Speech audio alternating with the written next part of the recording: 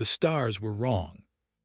Captain Jean-Luc Picard stood on the bridge of the USS Enterprise, hands clasped behind his back, staring at the viewscreen with an expression that had taken decades of Starfleet service to cultivate, absolute composure masking profound unease. The stellar cartography didn't match anything in the Federation database. Not approximately wrong, not slightly off, completely, utterly alien.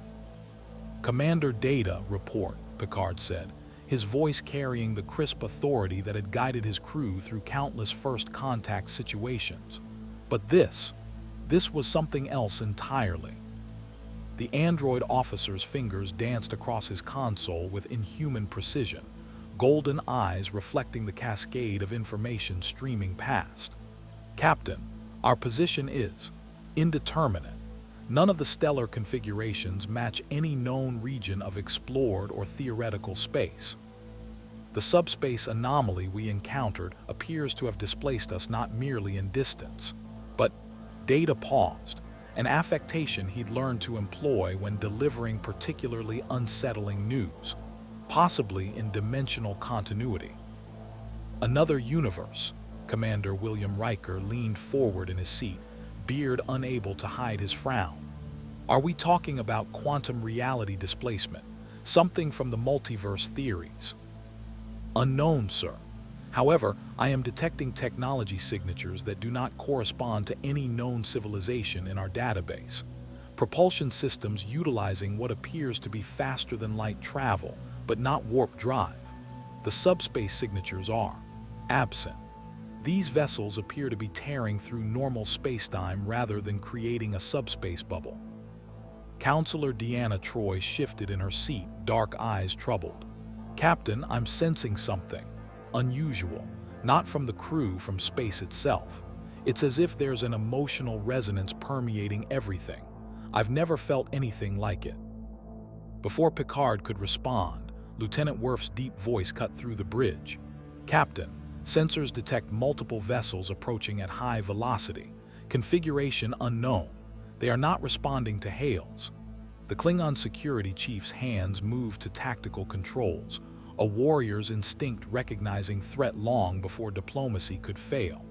"Weapons signatures detected. They are powering up what appear to be energy-based weapon systems. Red alert, shields up. Mr. Worf, do not fire unless fired upon." Picard moved to the center of his bridge, a commander's position refined through years of navigating the razor's edge between peace and war. "Hail them again, all frequencies." "No response, Captain." The viewscreen shifted, magnifying the approaching contacts.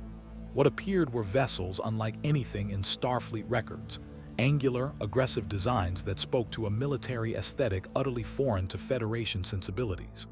The lead ships were small, barely larger than shuttlecraft, with hexagonal solar panel arrays and a spherical cockpit mounted between twin forward-facing cannons.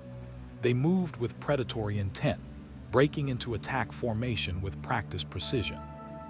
"Captain, I'm reading 8 small attack craft. They're organizing into a strike pattern." Data's tone remained neutral, but his analysis carried an unmistakable edge. "Their weapons are charging, energy signature consistent with high-intensity particle beams." "This is Captain Jean-Luc Picard of the Federation starship Enterprise. We come in peace and mean you no harm. We are explorers, displaced from our home and seeking." Green energy bolts lanced through the black, slamming into Enterprise's shields with enough force to rock the massive vessel. The bridge lights flickered as power was rerouted to defensive systems.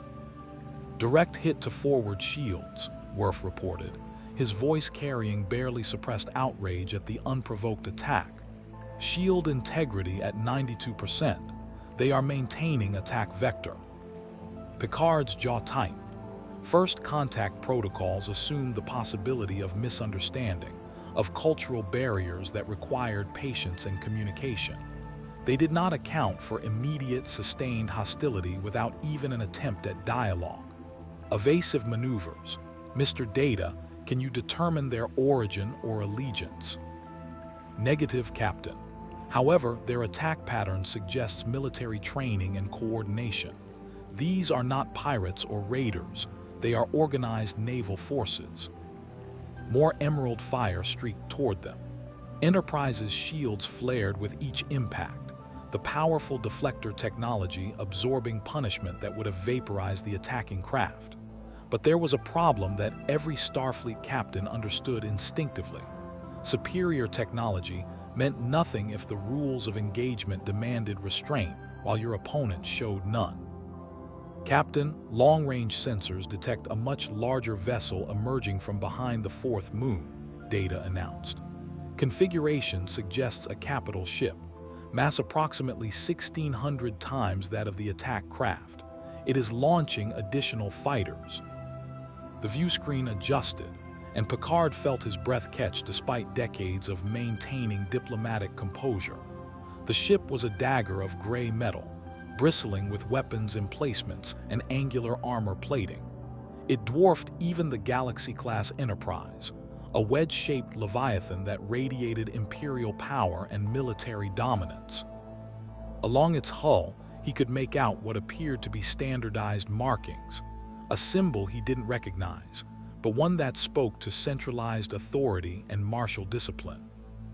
"They're launching fighters, Captain," Worf said, and Picard could hear the tactical calculations running through his security chief's mind. 48, 60. They're not stopping. At least 100 small craft inbound. Mr. Data, that vessel analysis. Scanning now, sir. The capital ship measures approximately 1,600 meters in length. Hull composition appears to be a durasteel alloy unknown to Federation metallurgy. I am detecting over 60 turbolaser batteries, ion cannons, and what appear to be tractor beam projectors. The fighter complement suggests this is a dedicated military vessel, possibly equivalent to a Starfleet heavy cruiser or dreadnought in terms of tactical doctrine. A communication signal broke through, harsh and demanding, in a language the universal translator struggled to parse. The voice was clipped, authoritative, speaking words that slowly resolved into meaning as the UT adapted to the linguistic patterns. "Unknown vessel, you have violated Imperial space and failed to respond to lawful commands. Power down your systems and prepare to be boarded. Resistance will be met with immediate destruction. You will comply. This is your only warning." Riker stood, moving beside Picard.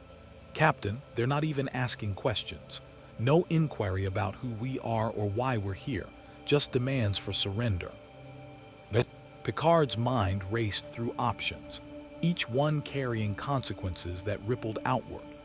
The Prime Directive demanded non-interference in the natural development of alien civilizations, but that assumed civilizations on roughly equivalent technological footing, not a sprawling military empire that opened fire first and never bothered with questions.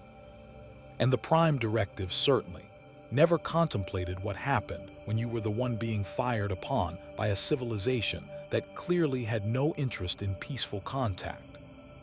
"Mr. Worf, prepare a warning shot. Target the space ahead of their lead fighters, 50 kilometers forward of their position. Make it clear we can defend ourselves, but we are not the aggressors." "Aye, Captain." Worf's fingers moved across tactical controls with grim satisfaction. Phasers locked. "Fire!"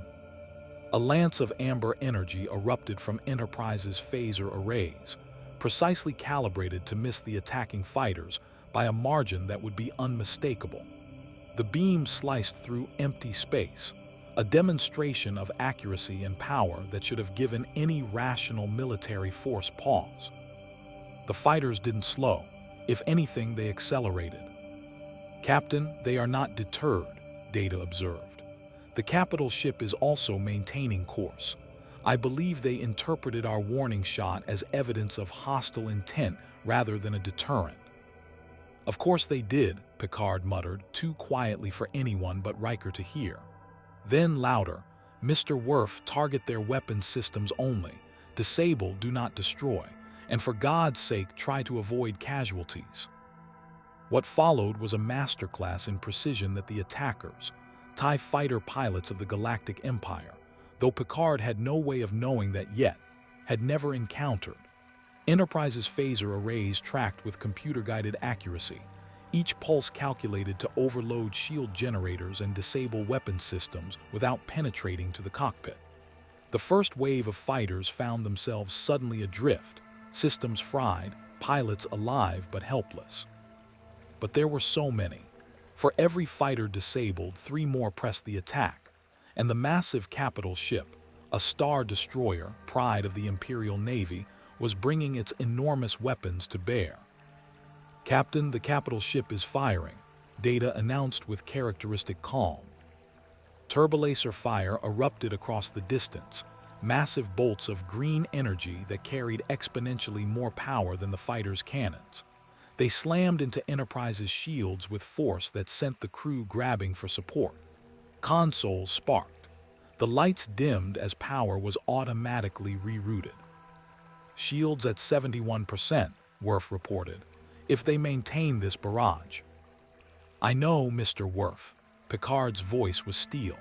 He'd spent a career avoiding this moment, the instant when diplomacy failed and superior firepower became the only language understood. "Target their forward weapons batteries. Full phaser spread. Fire." Enterprise's dorsal and ventral phaser arrays lit up the darkness, multiple beams converging on the Star Destroyer's forward section. The precision was surgical.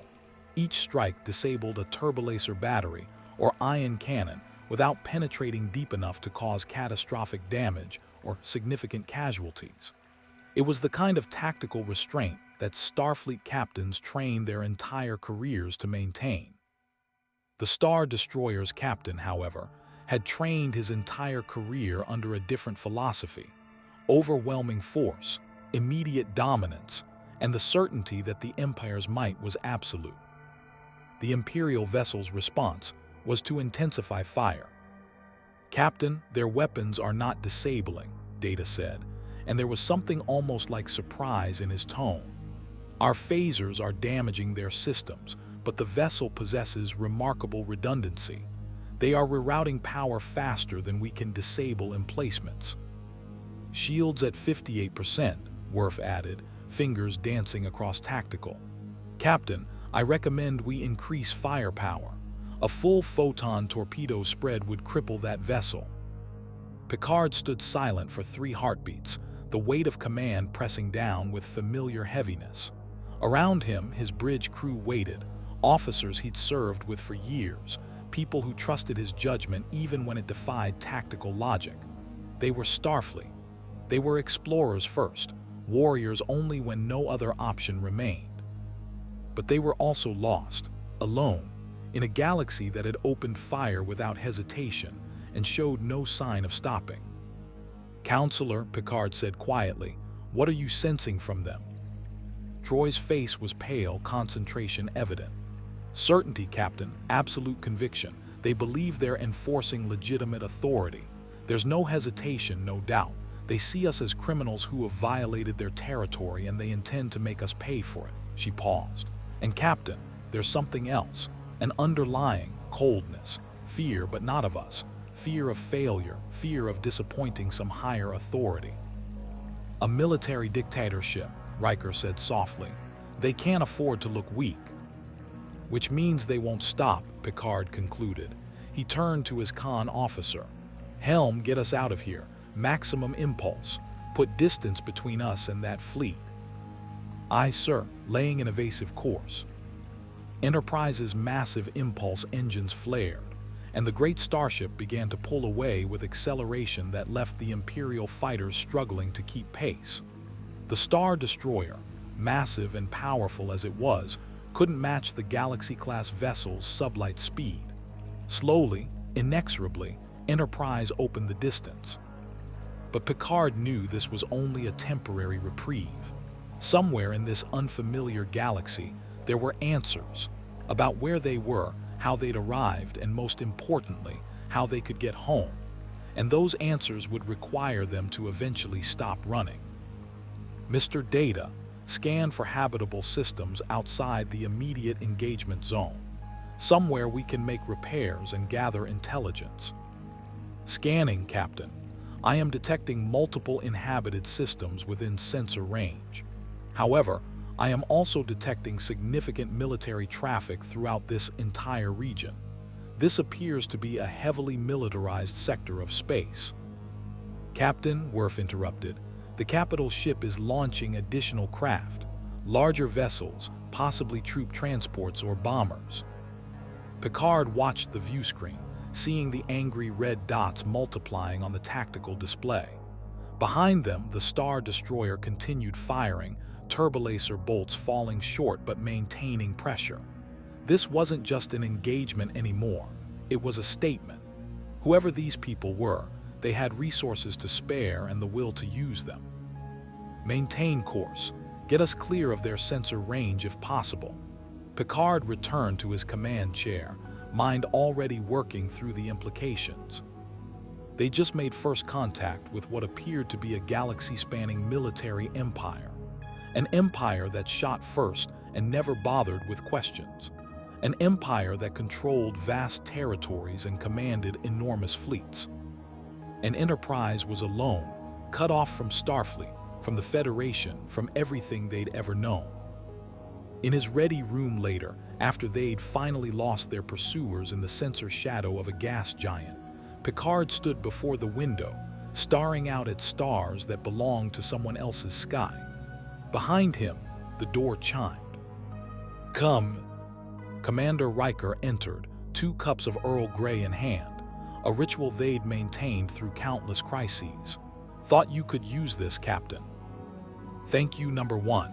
Picard accepted the tea, its familiar warmth a small anchor to home. "Your assessment." "We're in trouble," Riker said bluntly. "Whoever they are, they're organized, they're aggressive, and they've got numbers we can't match. And that's just from one ship, if this is representative of their entire military. Then we've stumbled into something far larger than a first contact situation." Picard sipped his tea, mind already racing ahead. "We need information, Will.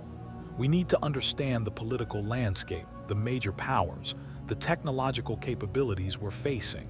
And we need to do it without triggering another confrontation. That's going to be difficult if they shoot at everything they don't recognize." Indeed. Picard turned from the window, meeting his first officer's eyes. "But we're Starfleet, Will. If there's one thing we excel at, it's finding diplomatic solutions in impossible situations." Riker's smile was wry. "Usually those situations don't start with us getting shot at by an entire fleet. There's a first time for everything, Number 1. Have Mr. Data compile everything we learned from that engagement, their technology, their tactics, their communications protocols, and have Dr. Crusher prepare sickbay for potential casualties. Something tells me that wasn't our last encounter with these people." "Aye, sir." Riker paused at the door. "Captain, one more thing. That symbol we saw on their hull Data's been analyzing it. It's everywhere in their computer systems, their transmissions, even encoded into their weapons targeting data." "What symbol?" "It looks like a gear or cog with 6 spokes. Data thinks it's an emblem of governmental authority. An empire, Captain. We might have just made first contact with a galactic empire."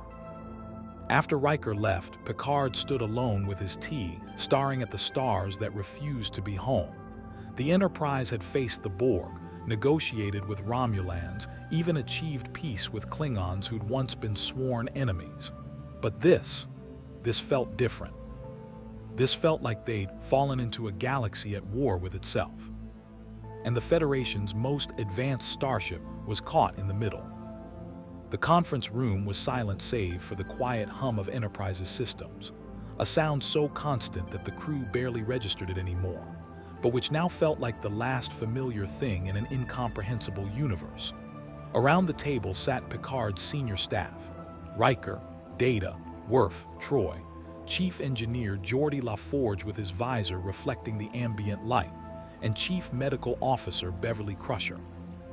On the view screen, frozen in mid-transmission, was the face of their attacker, or rather, one of them.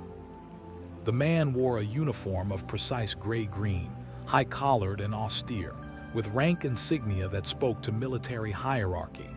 His expression, captured in the moment before Enterprise had disrupted his ship's communications, was one of absolute certainty. Not anger, not fear, just the cold assurance of someone accustomed to instant obedience. "This," Data began, his android fingers manipulating the console, "is the commanding officer of the capital ship that engaged us. I have isolated his transmission and run it through the universal translator multiple times. The language is now cataloged as Galactic Basic, apparently the lingua franca of this region of space." "Charming fellow," Riker muttered, "demands surrender before even asking who we are." "Indeed," Picard said quietly, "but that very arrogance tells us something, doesn't it? They expected compliance, immediate, unquestioning compliance, which suggests a culture of authoritarian control backed by overwhelming force." Beverly leaned forward, her physician's instincts always drawn to the human element. "Jean-Luc, if they're that quick to attack, what does that mean for any inhabited worlds in their territory? What kind of government rules through that level of intimidation?" "One we've encountered before in various forms," Picard replied, his tone grim. "Totalitarian regimes that maintain power through military supremacy and the suppression of dissent. The question is, how widespread is this control?" "Extremely widespread, Captain," Data interjected, calling up a stellar map that made several officers inhale sharply. The display showed a vast swath of space, marked with countless system designations, travel routes, and military installations. "I have been analyzing the communications traffic we intercepted during our engagement. This is a preliminary map constructed from navigational data, fleet deployment schedules, and encoded transmissions." Geordi whistled low. "That's not a government data, that's a Galactic Empire." "Your assessment is correct, Commander LaForge. Cross-referencing linguistic markers and symbolic representations, I have identified the governing body as the Galactic Empire. It appears to control thousands, possibly millions, of inhabited systems across this galaxy. The military force we encountered was a single star destroyer assigned to patrol a relatively minor sector of Imperial space." The weight of that statement settled over the room like a physical presence. "Millions of systems," Troy repeated softly, "all under one authority. The data suggests a highly centralized government with an emperor as absolute ruler," Data continued, unmoved by the implications that troubled his human colleagues. "The military operates under a strict chain of command with regional governors, sector admirals, and a vast bureaucratic infrastructure. The Empire appears to have existed for approximately 2 decades, though references in their historical databases suggest it replaced a previous government called the Galactic Republic." Worf's deep voice rumbled through the room. "A military coup." "Or a political transformation," Picard corrected, though his tone suggested he suspected the Klingon was closer to the truth. "Either way, we're dealing with an established power structure that clearly brooks no challenge to its authority. The question is, what happened to those who opposed this transformation?" Data's golden eyes met Picard's. "That is where the data becomes troubling, Captain." He pulled up another file, this one heavily fragmented. "I have detected references to a previous order of peacekeepers called Jedi Knights. They appear to have been warrior philosophers who served the Old Republic. However, approximately 20 years ago, coinciding with the Empire's rise, there was a galaxy-wide purge. The Jedi were declared traitors and systematically eliminated." The temperature in the room seemed to drop. "Eliminated," Beverly repeated, her voice hollow. "How many?" "Records are incomplete and clearly propagandized, but estimates suggest tens of thousands were executed. The Empire maintains that the Jedi attempted to assassinate the legitimate government and were rightfully destroyed. However, the linguistic analysis of these claims shows markers consistent with historical revisionism and propaganda." Picard stood, packing to the viewport where stars he couldn't name drifted past. So we have an authoritarian empire built on the ashes of a republic, maintained through military force, and willing to rewrite history to justify its existence. He turned back to his officers. The Federation was founded in opposition to exactly this kind of tyranny. "Captain," Riker said carefully, knowing the direction his captain's thoughts were heading, "we're also bound by the Prime Directive, non-interference in the internal affairs of other civilizations. This isn't the Federation's jurisdiction. It's not even our universe. The Prime Directive assumes we have the luxury of observation without participation. Number 1, we've been fired upon. We've disabled Imperial vessels. Whether we intended it or not, we're already involved." Picard's voice carried the weight of command decisions that kept him awake at night. "But you're right that we need more information before making any commitments. We need to understand the full picture, not just the Empire's version of events." "Captain, I may have a solution to that problem," Data said, calling up a new display. "During our engagement, I was able to penetrate the Star Destroyer's computer network long enough to download a portion of their database before they severed the connection. Among the files are references to organized resistance against the Empire, a rebel alliance that operates throughout Imperial space." "Rebels," Worf said, and there was something almost approving in his tone. "Warriors fighting against overwhelming odds." "Or terrorists, depending on your perspective," Picard countered, ever the diplomat. "We can't assume the Empire's enemies are necessarily heroes, Mr. Worf. We need to hear from both sides before making judgments." Troy shifted uncomfortably. "Captain, I should tell you, ever since we arrived in this galaxy, I've been sensing something unusual, not from individuals but from space itself. It's like an emotional echo that resonates through everything. During the battle, when we disabled those fighter craft, I felt the pilots' fear and confusion, but there was something else underneath it, a connection to something larger."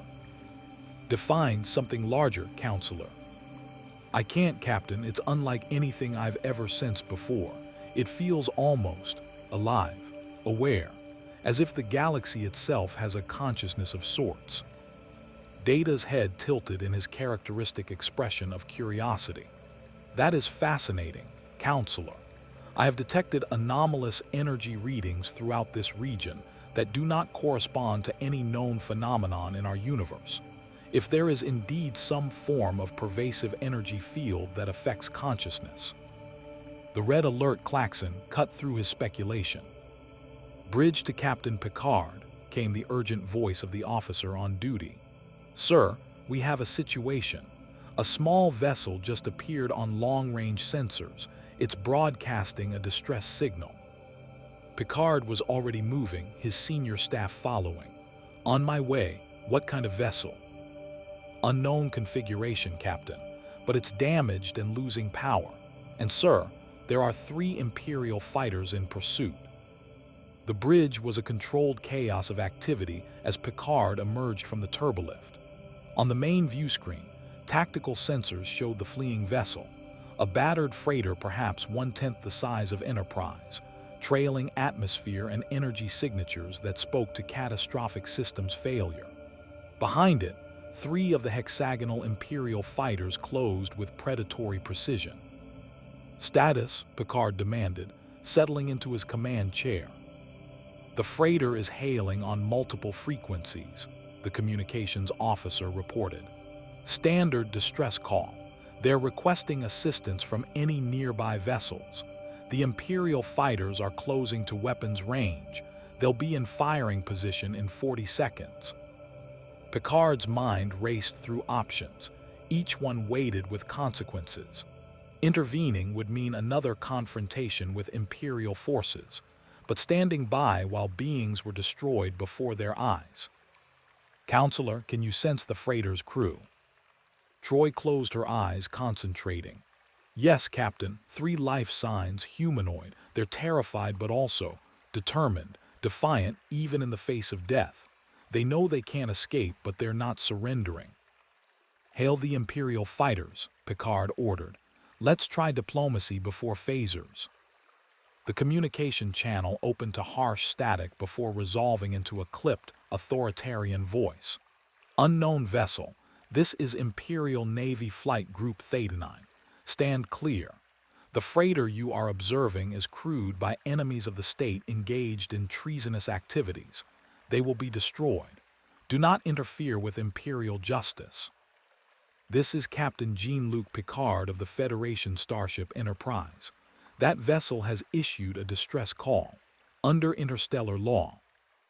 There is only Imperial law in Imperial space. Stand clear or be declared hostile. You have 10 seconds to comply. The channel cut off. Riker leaned close, voice low. Captain, they're not even pretending to negotiate. No, they're not. Picard watched the countdown on the tactical display. 8 seconds. 7. The freighter's engines were failing, its desperate evasive maneuvers growing weaker. 6. 5. Captain, the fighters are arming weapons, Worf reported, targeting the freighter's engines. 4. 3. Picard thought of the Prime Directive, of Starfleet regulations, of the careful diplomatic protocols that governed first contact.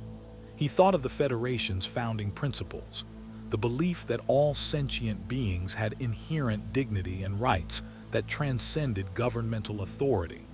He thought of what he'd spent a career standing for. 2. 1. Transporter room, lock onto the life signs aboard that freighter. Beam them directly to Cargo Bay 2 and erect a Level 10 containment field. Execute now. The transporter chief's voice came back instantly. Aye, sir. Energizing. On the view screen, the freighter's hull erupted in green fire as Imperial weapons found their mark. The small vessel disintegrated in a flash of plasma and debris. But 3 humanoid shapes had vanished in columns of shimmering light microseconds before the destruction. Pulled across space by technology the Imperial pilots couldn't even comprehend. Targets destroyed, came the Imperial transmission, satisfaction evident. Unknown vessel, you are ordered to Hifta for inspection. Imperial boarding teams are en route. Any resistance will be. Mr. Worf jammed their communications. Helm, get us out of here. Maximum impulse, random evasive pattern. Aye, Captain. Both officers responded in unison. Enterprise's massive form wheeled in space with surprising grace. Impulse engines flaring as the starship accelerated away from the stunned Imperial fighters. By the time they'd recovered enough to pursue, the Galaxy-class vessel was already beyond their effective weapons range and pulling further away with every second. They're attempting to follow, Captain, Data reported, but our maximum impulse speed exceeds their capabilities by a significant margin. We will be beyond sensor range in approximately 3 minutes. Picard allowed himself a breath he hadn't realized he'd been holding. Secure from red alert. Mr. Worf, have a security team meet me in Cargo Bay 2. Counselor, Dr. Crusher, you're with me. Commander Data, you have the bridge. Captain, Data called as Picard moved toward the turbolift. The individuals we rescued. My analysis of their vessel's systems suggests they were transporting medical supplies and food rations. Contraband, according to Imperial databases. Humanitarian aid declared illegal, Beverly said softly, horror in her voice. Jean-Luc, what kind of government makes medicine contraband? The kind we're about to ask some very pointed questions, Picard replied grimly. Let's go meet our guests. Cargo Bay 2 was one of Enterprise's largest, a cavernous space normally used for storage but now serving as an impromptu holding area. The containment field shimmered across one corner, and behind it stood 3 figures who just watched their ship die and found themselves pulled across space by impossible technology into a place they couldn't begin to understand. 2 were human, or at least appeared human enough that Beverly's medical tricorder registered them as baseline Homo sapiens, which raised fascinating and troubling questions about parallel evolution or ancient diaspora. The third was distinctly alien, a rust-colored humanoid with a face dominated by large, dark eyes and a small mouth, wearing a flight suit that marked them as the freighter's pilot. All three looked exhausted, defiant, and utterly bewildered. Picard approached the containment field slowly, hands visible and open, universal body language for peaceful intent. Behind him, Worf stood with hand near his phaser, while Troy and Beverly flanked Picard on either side. "I am Captain Jean-Luc Picard of the United Federation of Planets Starship Enterprise. You were in immediate danger.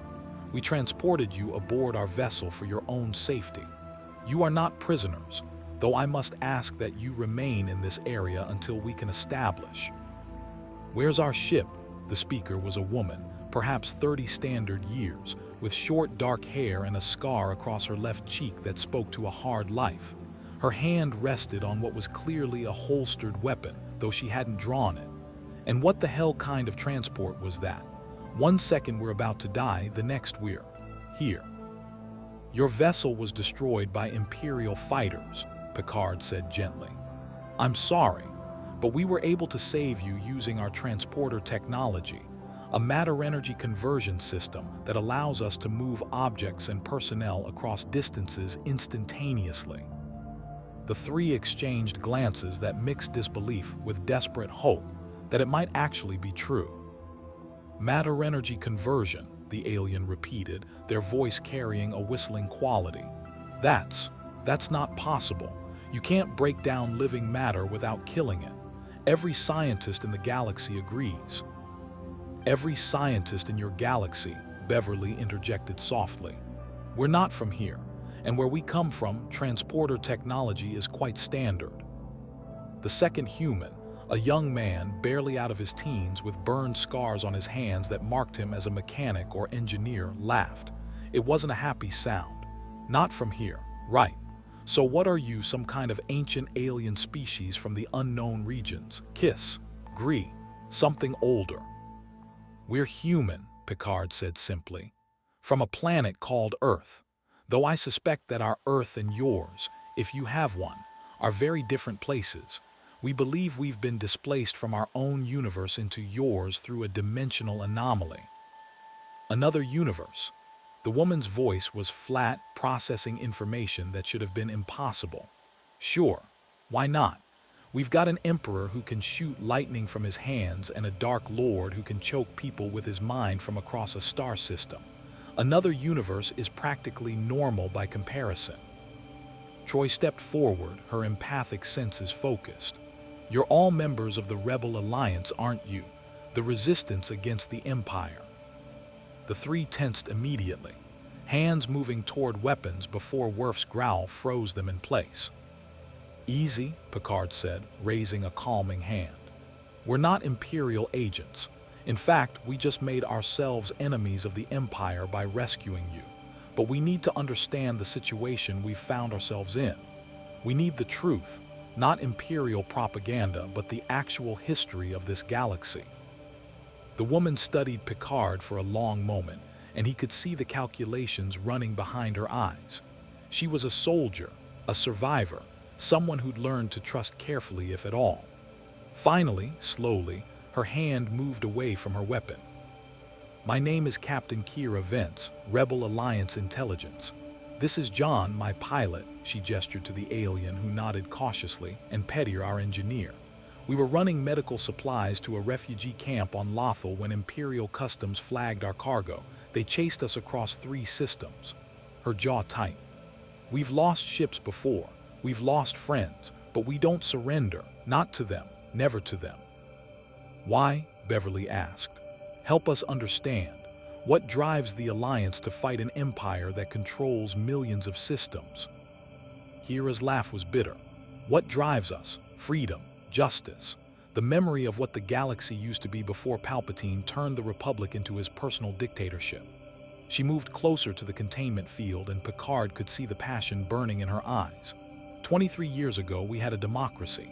It was flawed, corrupt in places, slow and bureaucratic, but it was ours. Then Senator Palpatine manufactured a war, played both sides, and used the chaos to declare himself emperor. He wiped out the Jedi, the guardians who'd protected peace for 1,000 generations. He dissolved the Senate. And now, she gestured sharply, now we have slavery on 100 worlds. Entire species declared non-sentient and subject to exploitation. Planets stripped of resources while their populations starve. Descent punished by death or worse. Reconditioning that turns people into obedient shells.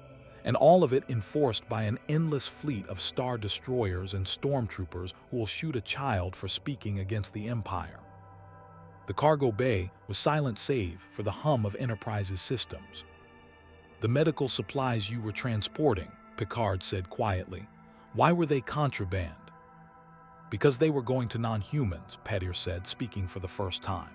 His voice carried barely suppressed rage. The Empire has decided that humans are the superior species. Everyone else is lesser. John's people, the Duros, have had their homeworld turned into a shipyard. They work as slaves building the very star destroyers that enforce Imperial rule. And if they get sick, too bad. Medicine is reserved for human populations first, aliens second, if at all. Systematic oppression based on species, Worf growled, and Picard knew his Klingon security chief was thinking of the Federation's own long road to accepting diversity. Dishonorable.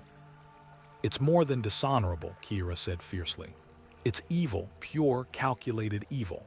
And the worst part, most of the galaxy either supports it because they benefit or they're too scared to resist. The Alliance is a handful of ships against an empire of 1,000,000 worlds. We're outgunned, outmanned, and outmatched. But we fight anyway because someone has to, because the alternative is letting tyranny win. Picard felt the weight of her words settle over him. This wasn't the Prime Directive's carefully abstracted dilemma about interfering in natural development. This was a choice between standing with freedom or standing aside while atrocity flourished. Captain Vance, he said slowly, we need to verify what you've told us. Not because we doubt your sincerity, but because we're explorers and diplomats. We're trained to seek multiple perspectives before taking action. You want to hear the Empire's side? Kira's voice dripped skepticism. Go ahead. They'll tell you they bring order to chaos, peace through strength, that the Jedi were traitors who had to be eliminated, that non-human species are happier under human guidance. They're very good at making oppression sound reasonable. Nevertheless, Picard said firmly, we must make our own assessment. However, and here his voice took on an edge that made Kira's eyes widen slightly, I can tell you that the Federation was founded on principles that stand in direct opposition to everything you've described.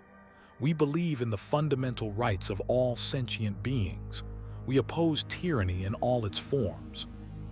And while we have protocols about interfering in other civilizations, those protocols were written assuming natural development, not a military dictatorship built on genocide and oppression. Riker's voice came through his comm badge. Captain, you're going to want to see this. Data's finished analyzing the Imperial database we downloaded. Sir, it's bad. On my way. Mr. Worf, please escort our guests to guest quarters, not the brig. Make them comfortable, and remove the containment field. If they wanted to harm us, they've had ample opportunity. As the field dropped, Kira stepped forward, meeting Picard's eyes. Captain, I don't know where you really came from or what your agenda is, but if you're genuinely opposed to tyranny, the Alliance needs allies. We need ships, technology, supplies, anything you can spare. I can put you in contact with our leadership. One step at a time, Captain Vance. First, let us conduct our due diligence, but I give you my word, the Enterprise stands for something, and if that something aligns with your cause, he let the implication hang. In the turbolift, Beverly leaned close to Picard. Jean-Luc, if what she says is true, if it's even half true, we can't just stand by. I know, Beverly, but we also can't rush into a galactic civil war without understanding every angle. He sighed, suddenly feeling the weight of his years. Though I suspect that no matter how much we learn, the fundamental choice will remain the same. Do we help fight tyranny, Or do we hide behind regulations while beings suffer?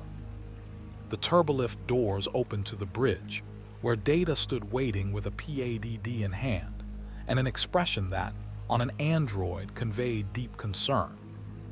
"Captain, I have completed my analysis of the Imperial database. I must warn you, the contents are disturbing. Genocide, systematic oppression, war crimes on a scale that rivals some of the worst atrocities in Federation history." "Show me," Picard said grimly. What followed was an hour of horror. Data's precise, unemotional narration somehow made it worse. Worlds bombarded into submission, populations enslaved, dissenters executed publicly as examples. The dissolution of democracy captured in bureaucratic language that couldn't hide the underlying violence. And through it all, a single figure, Emperor Palpatine, architect of transformation from republic to empire, wielder of powers that shouldn't exist, an absolute ruler of a galaxy bent to his will. "This force that keeps appearing in the records," Picard said, studying the references. "Data, what is it?" "Unknown, Captain. It appears to be an energy field generated by all living things that certain individuals can perceive and manipulate. The Jedi used it in service of peace and justice. The Sith, their ancient enemies, use it for power and domination. Emperor Palpatine is identified as a Sith Lord, as is his enforcer, Darth Vader." "An energy field that responds to consciousness," Troy murmured. "That might explain what I've been sensing. If there's a pervasive force that connects all living things in this galaxy, my empathic abilities might be picking up echoes of it." "Fascinating as that is," Riker interjected, "we have a more immediate problem. We've now rescued rebel operatives from Imperial forces. We've stolen what they consider terrorists from Imperial custody. They're going to be looking for us." "Indeed they are, number one." Picard stood, moving to the viewport where the unfamiliar stars seemed to judge him. "And we need to decide where we stand. The Prime Directive was designed to protect developing civilizations from our interference. But this civilization doesn't need our protection. It needs our opposition, or at least the beings suffering under it do." "Captain," Data said carefully, "may I point out that the Federation's founding was itself an act of resistance against tyranny. Earth's World War III, the Vulcan assistance, the coalition that became Starfleet, all of it was predicated on the belief that freedom and dignity matter more than political convenience." "I'm aware of the irony, Data. We come from a culture born of rebellion, now faced with another rebellion in desperate need of support." Picard turned to face his senior staff. "Here's what we're going to do. We need repairs to our warp drive. That's non-negotiable if we ever want to find a way home. We need information, real intelligence about this galaxy's power structures, resources, and opposition forces. And we need to make contact with the Rebel Alliance leadership to assess their capabilities and goals." "And then," Beverly asked quietly.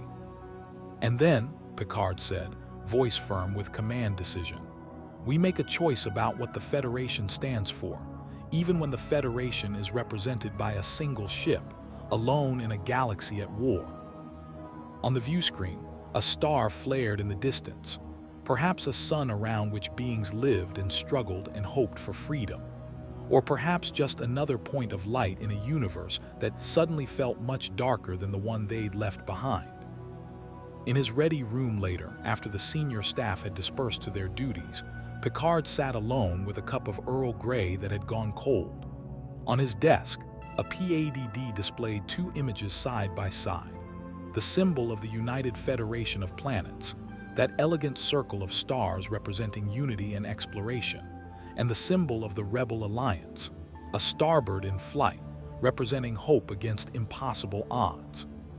Two symbols, two philosophies, two choices about who they would be in this strange new galaxy. But really, Picard thought, there had never been a choice at all. The Federation didn't stand for moral relativism or careful neutrality in the face of evil. It stood for something.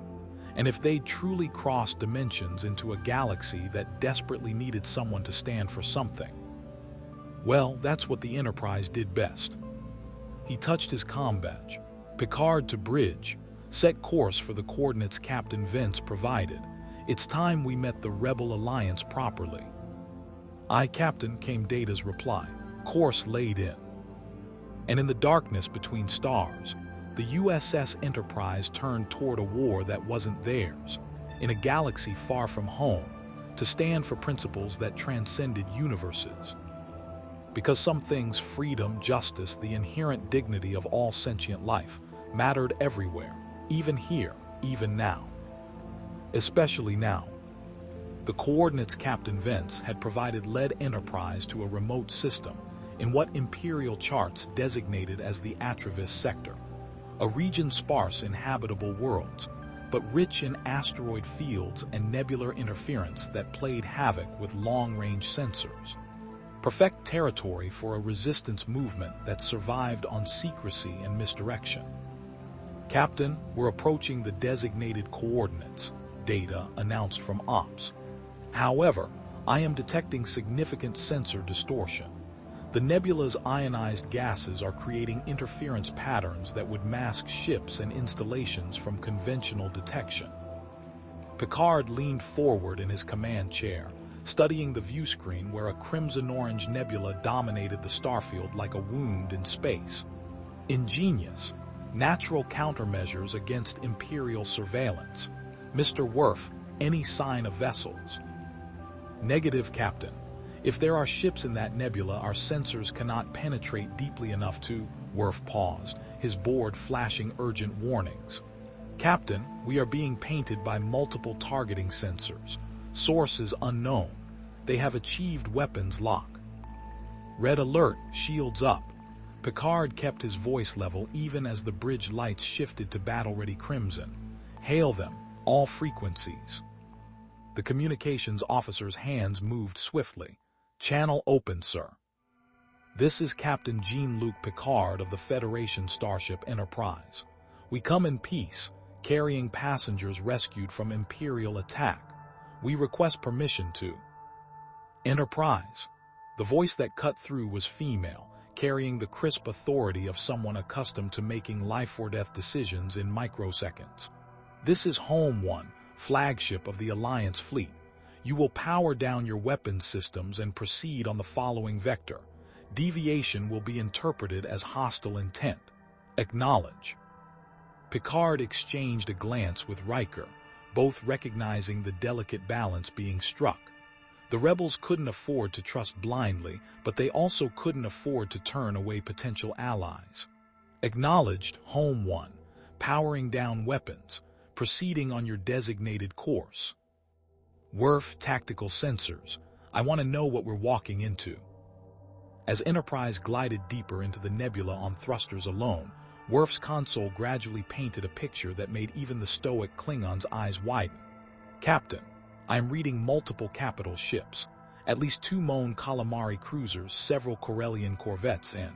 He leaned closer to his display, disbelieving. Over 100 smaller vessels, freighters, transports, modified civilian craft. This is not a military fleet, this is a refugee armada. Troy's voice was soft but urgent. Captain, I'm sensing thousands of life signs. Fear, yes, but also determination. Hope despite overwhelming odds. These aren't just soldiers, there are families here, children. The nebula parted like a curtain, and the bridge crew fell silent. Before them floated what could only be described as a civilization in exile. The Mon Calamari cruisers, organic, flowing designs that looked more grown than built, served as mobile cities, their hulls studded with docking ports where smaller ships clustered like pilot fish around sharks. Between the capital ships, a latticework of temporary structures connected vessels into a makeshift space station, lights glowing from thousands of viewports where beings lived and worked and tried to maintain some semblance of normal life while hiding from an empire that wanted them dead. My God, Beverly whispered from her station. They're living out here, all of them, how many? Approximately 40,000 life signs, Data reported, his android's precision somehow inadequate to capture the human reality of those numbers. A complete operational community, families, support personnel, medical facilities, even what appear to be schools. Captain, this is not merely a military fleet. This is the seed of a government in exile. Home 1 to Enterprise, came that commanding voice again. You are cleared to approach docking port 7 Alpha. A delegation will meet you there. And Captain Picard, welcome to the heart of the rebellion. Try not to be too disappointed by what you see. Docking port 7 Alpha was actually a hastily modified airlock on one of the Corellian corvettes, designed for ships a fraction of Enterprise's size. Picard had ordered the ship to hold position nearby while a shuttlecraft made the actual docking approach. The Galileo, piloted by Lieutenant Commander Data with Picard, Riker, Worf, Troy, Beverly, and Geordi as the senior staff delegation. As they maneuvered through the controlled chaos of the rebel fleet, Geordi couldn't help but marvel at what he was seeing through his visor's electromagnetic spectrum. Captain, these ships, they're barely holding together. I'm seeing jury-rigged systems, patched hull plating, power conduits that shouldn't work but somehow do. It's like someone took a dozen different technologies and forced them to cooperate through sheer determination. Desperation breeds innovation, Commander, Picard observed. These people are making do with whatever they can salvage or steal. It's humbling. The Galileo settled into the docking collar with a gentle thunk. As the airlock cycled, Picard straightened his uniform, an old habit, the gesture of a diplomat preparing for first contact. Behind him, Worf checked his phaser one last time while Troy closed her eyes briefly, centering herself for whatever emotional landscape waited beyond the hatch. The airlock opened to reveal a reception committee that perfectly encapsulated the rebellion's nature, a mix of species, ages, and backgrounds unified by shared purpose. At the forefront stood 3 individuals who radiated command authority despite their mismatched uniforms. The first was human, a woman in her 50s with iron-gray hair pulled back severely, wearing an admiral's insignia on a uniform that had seen better days. Her face was lined with the kind of exhaustion that came from years of impossible decisions, but her eyes were sharp and assessing. Beside her stood a Mon Calamari, one of the salmon-colored amphibious species whose people had apparently designed the fleet's capital ships. He wore robes that suggested civilian leadership, and his large, bulbous eyes studied the Enterprise officers with an intelligence that transcended species barriers. The third member was the most striking, a tall, regal woman perhaps 40 standard years old, her dark hair threaded with silver, wearing white robes that seemed impractical for a military vessel, until Picard recognized them as a statement. Dignity maintained in defiance of circumstances.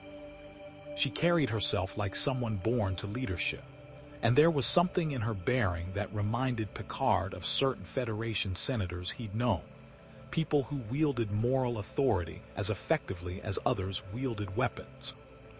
Captain Picard, the Admiral said, stepping forward with a hand extended in the universal gesture of greeting. I'm Admiral Jael Akbar, Overall Fleet Commander. This is Senator Mon Mothma, our political leader, and Admiral Radis of the Mon Calamari Fleet. Welcome aboard the Rebel Alliance. Picard shook her hand, nodding the firm grip of someone who'd spent time in actual combat, not just command centers. Admiral Akbar, Senator Mon Mothma, Admiral Radis, thank you for receiving us. I know our arrival must raise significant questions. Questions, Mon Mothma said, her voice carrying the measured cadence of a trained orator, are something we have in abundance, Captain. But let us not conduct this conversation in a docking bay. Please follow us.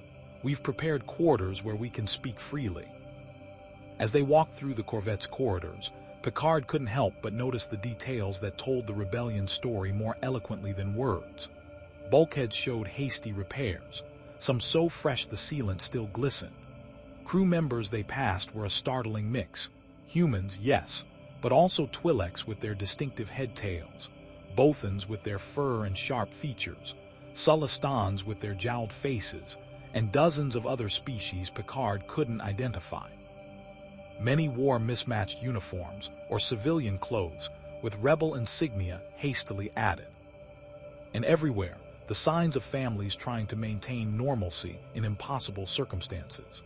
A makeshift school where children of various species sat learning basic and mathematics.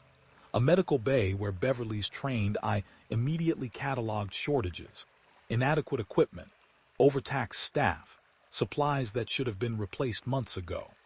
A recreation area where off-duty personnel tried to relax in spaces designed for cargo storage. "You're seeing us at our best," Mon Mothma said quietly, noticing Picard's observation. "We've just secured a supply run that brought medical equipment and food for 3 months. 3 months ago, we were down to 2 weeks of rations." They entered what had once been a senior officer's quarters, now converted into a conference room with a circular table that had clearly seen heavy use. As everyone settled into chairs, Worf positioning himself where he could watch the door, Picard noted approvingly. Admiral Akbar activated a holographic display that flickered to life above the table. "Captain Vince's report reached us 6 hours ago," Akbar began without preamble. "A massive unknown vessel appears, engages an Imperial Star Destroyer, rescues our operatives using technology we can't explain, and requests contact with Alliance leadership. So let's start with the obvious question. What exactly are you, and what do you want?" Picard took a breath, considering how to explain the impossible. "Admiral, the truth is going to sound like science fiction even by your standards. The Enterprise is a vessel from another universe, a different reality entirely. We were conducting a scientific survey when a subspace anomaly pulled us through some kind of dimensional barrier. We found ourselves in your galaxy, were immediately attacked by Imperial forces, and have been trying to understand the situation we've found ourselves in ever since." The rebel leaders exchanged glances that mixed skepticism, with the kind of weary acceptance that came from living in a galaxy where the Emperor could shoot lightning from his fingers. "Another universe," Radis said, his voice carrying the burbling quality of his species. "I've heard theoretical physicists discuss such possibilities. The Force has been known to create anomalies that defy conventional physics, but an entire vessel and crew—" "We have evidence," Data interjected, pulling out a PADD. "May I?" At Mon Mothma's nod, he interfaced the device with the holographic projector, calling up stellar cartography data. "This is the galaxy we originate from, the Milky Way, as designated by our people. Note the structural differences: spiral arm configuration, stellar density, and distribution patterns that do not match your galaxy's architecture. Additionally, our technology operates on principles that appear to be unique to our universe of origin." He brought up technical schematics: the warp drive subspace bubble mechanics, the transporter's Heisenberg compensators, the phaser's Nadian particle beam technology. None of these systems should function according to your galaxy's physical laws, yet they do, suggesting that certain fundamental constants remain consistent across dimensional barriers. Geordi leaned forward, his visor's interface allowing him to gesture at the holographic displays. "What Commander Data's saying is that we're the real deal. Our technology works, but it works differently than anything you've got. Take your hyperdrives. From what we've analyzed, they're punching through into an alternate dimension you call hyperspace to achieve faster-than-light travel. Our warp drive instead creates a subspace bubble that lets us move faster than light without actually violating relativity. Different approach, same result." "And your transporter?" Mon Mothma asked, the term clearly foreign. Captain Vince described being pulled across space in a beam of light. She thought she was dying. Beverly smiled slightly. "A common first reaction. The transporter converts matter into energy, transmits that energy to a new location, and reconverts it back into matter. It's perfectly safe. We use it routinely." "You routinely disintegrate people and reassemble them," Akbar said flatly. And they survived this process. Billions of times across the Federation, yes.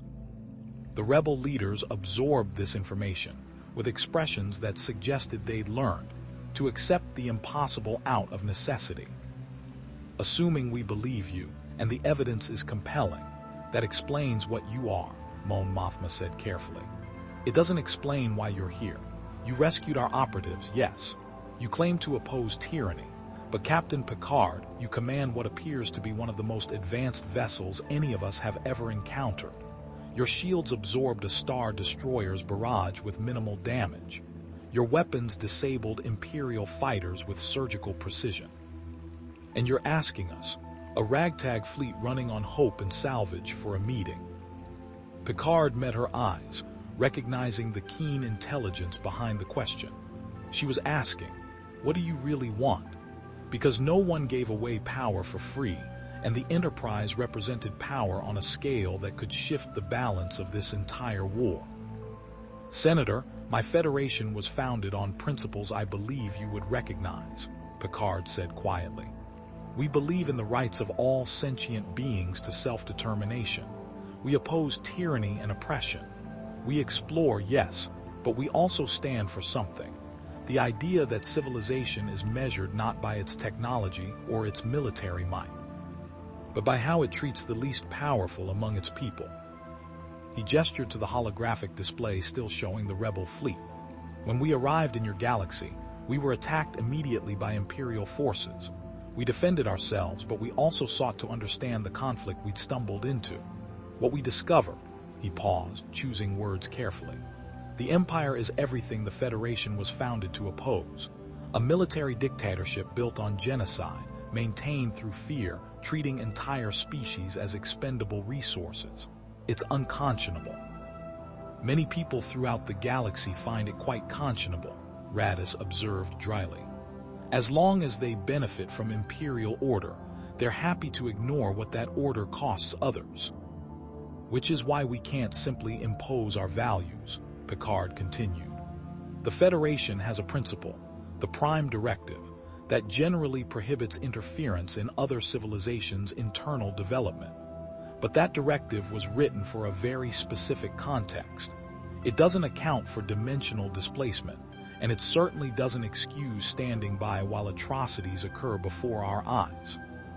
So you want to help us, Akbar said, and there was something guarded in his tone. Captain, forgive my skepticism, but we've been betrayed before. Entire systems have promised support, only to sell us out to the Empire when the price was right. What guarantee do we have that you're any different? Worf's rumble cut through before Picard could respond. We are Starfleet. Our word is our bond. To betray an ally is without honor. The Klingon's absolute conviction seemed to strike a chord.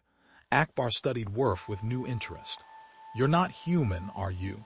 Another species, but you serve together with absolute equality.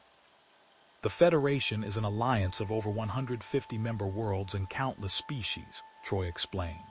Human, Vulcan, Endorian, Klingon, Betazoid, my own people, and many others. We've learned that diversity is strength, not weakness. The idea that one species is inherently superior is, she searched for words. It's not just wrong, it's primitive. Primitive, Mon Mothma repeated softly. The Empire would call that weakness. They believe human supremacy is the natural order. Then the Empire is objectively wrong, Picard said flatly. And I believe the citizens of this galaxy deserve better.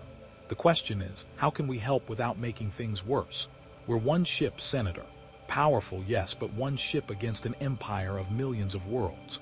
We can't win this war for you, and frankly, we shouldn't.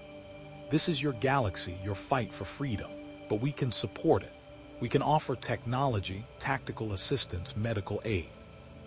We can be the proof that there are other ways to organize civilization. And in return, Akbar asked, ever the practical military mind, what do you want from us, Captain? Information, Picard replied immediately. We need to understand this galaxy, its factions, its technologies, its history. We need access to resources to repair our warp drive and eventually find a way home. And, he hesitated, then continued.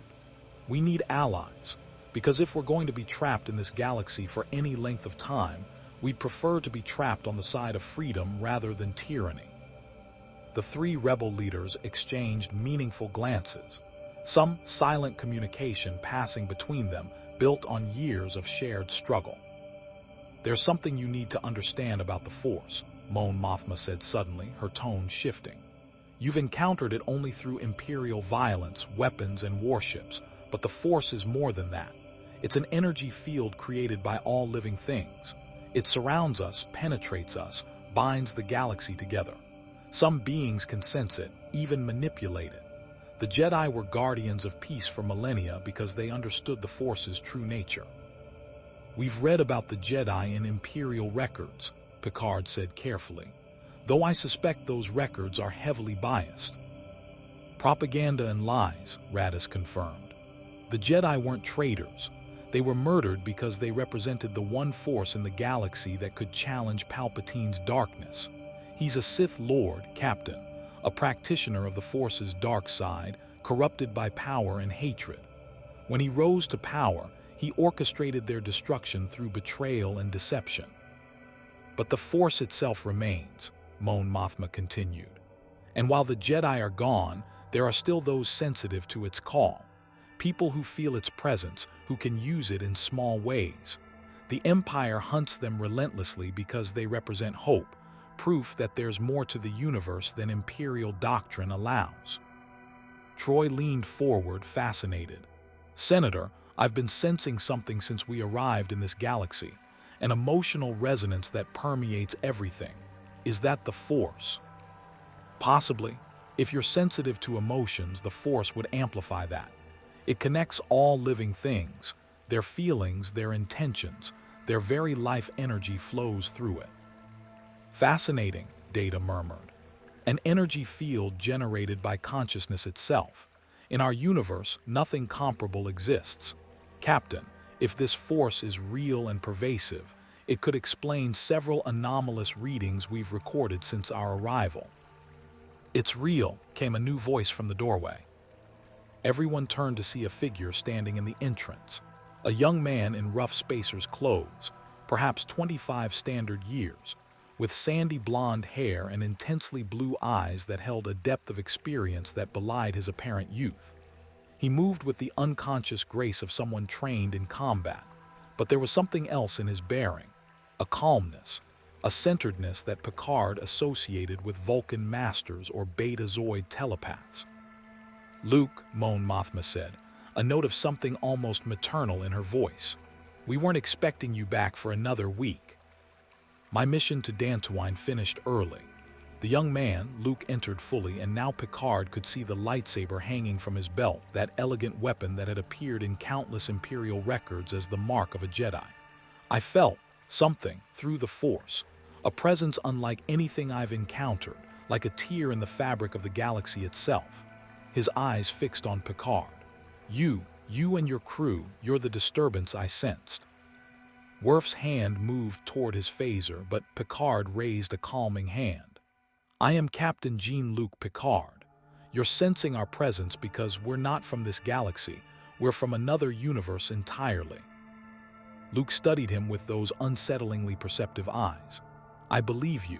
The Force doesn't lie, and when I reach out toward you and your crew, it's like touching something fundamentally different. Your life energy is there, but it's not woven into the same fabric as ours. You're separate, distinct. He moved closer, and Picard noticed the others giving him respectful space. But you're not hostile. I sense no darkness in you. Quite the opposite. There's a light there, but not the light side of the Force. Something else, purpose, principle. This is Luke Skywalker, Mon Mothma introduced. The last of the Jedi Knights. He destroyed the Empire's ultimate weapon, the Death Star, and has been instrumental in our struggle ever since. The last Jedi, Picard repeated softly, understanding dawning. You carry the burden of an entire legacy. I'm learning, Luke said simply. The Jedi are gone, but their knowledge survived in fragments. I'm trying to understand what they knew, what they stood for. It's difficult doing it alone.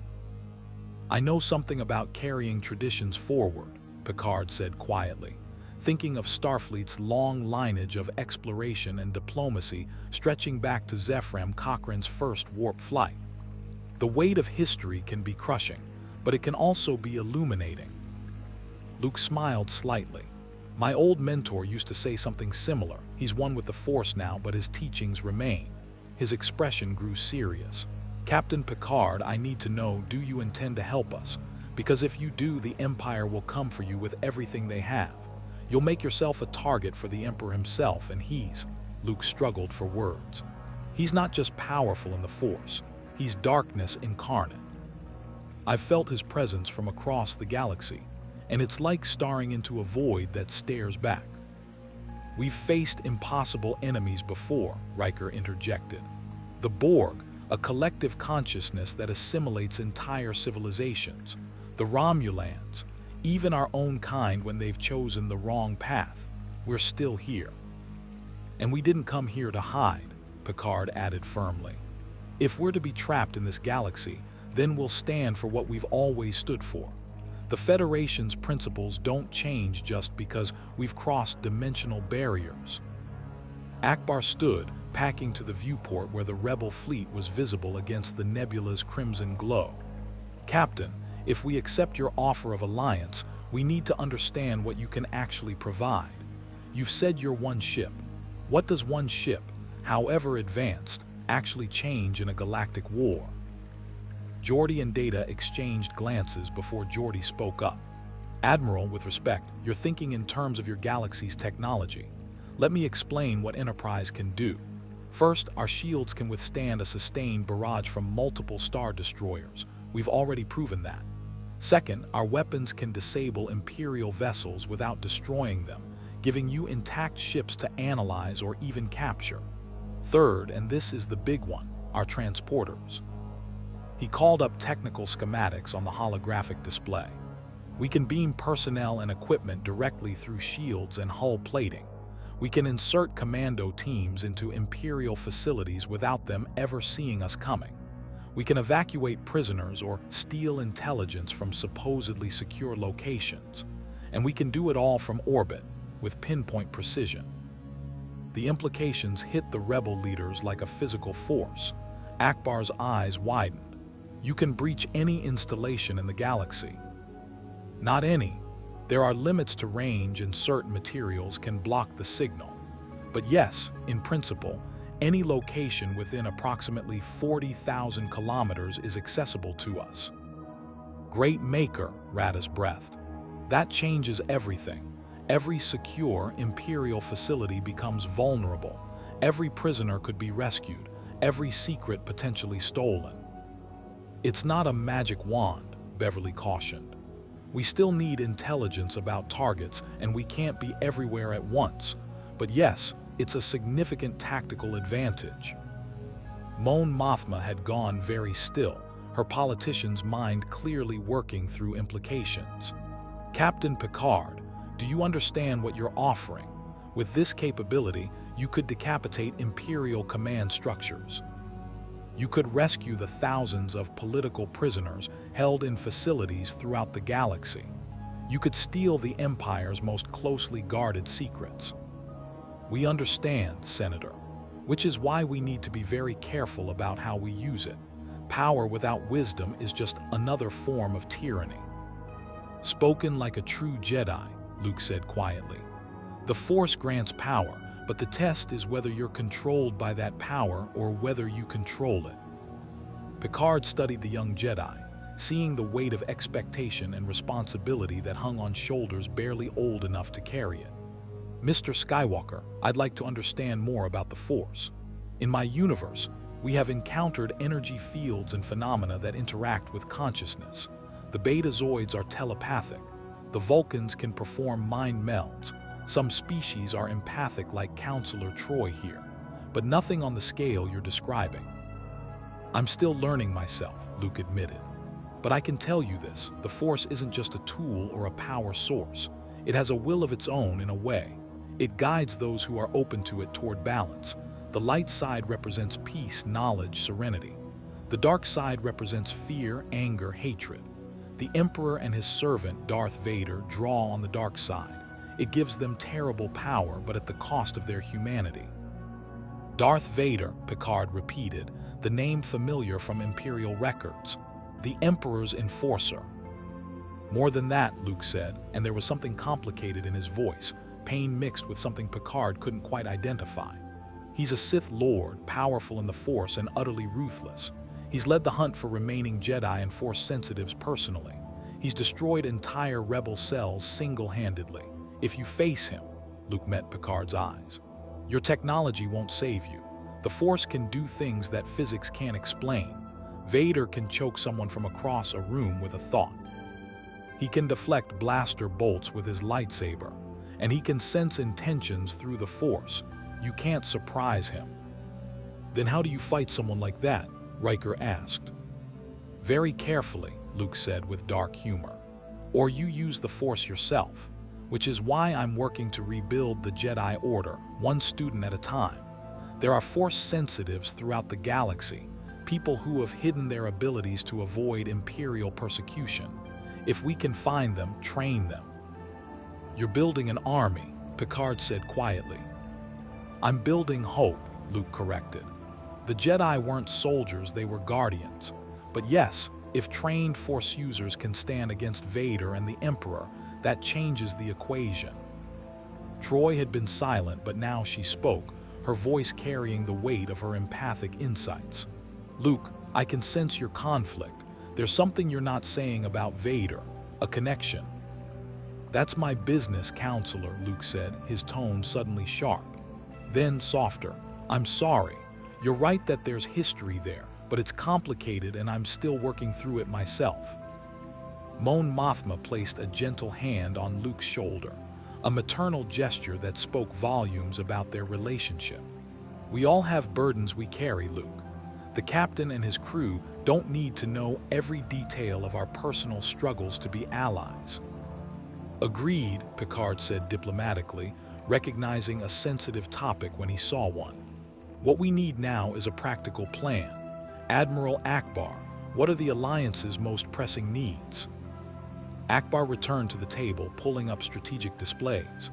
Where do I start?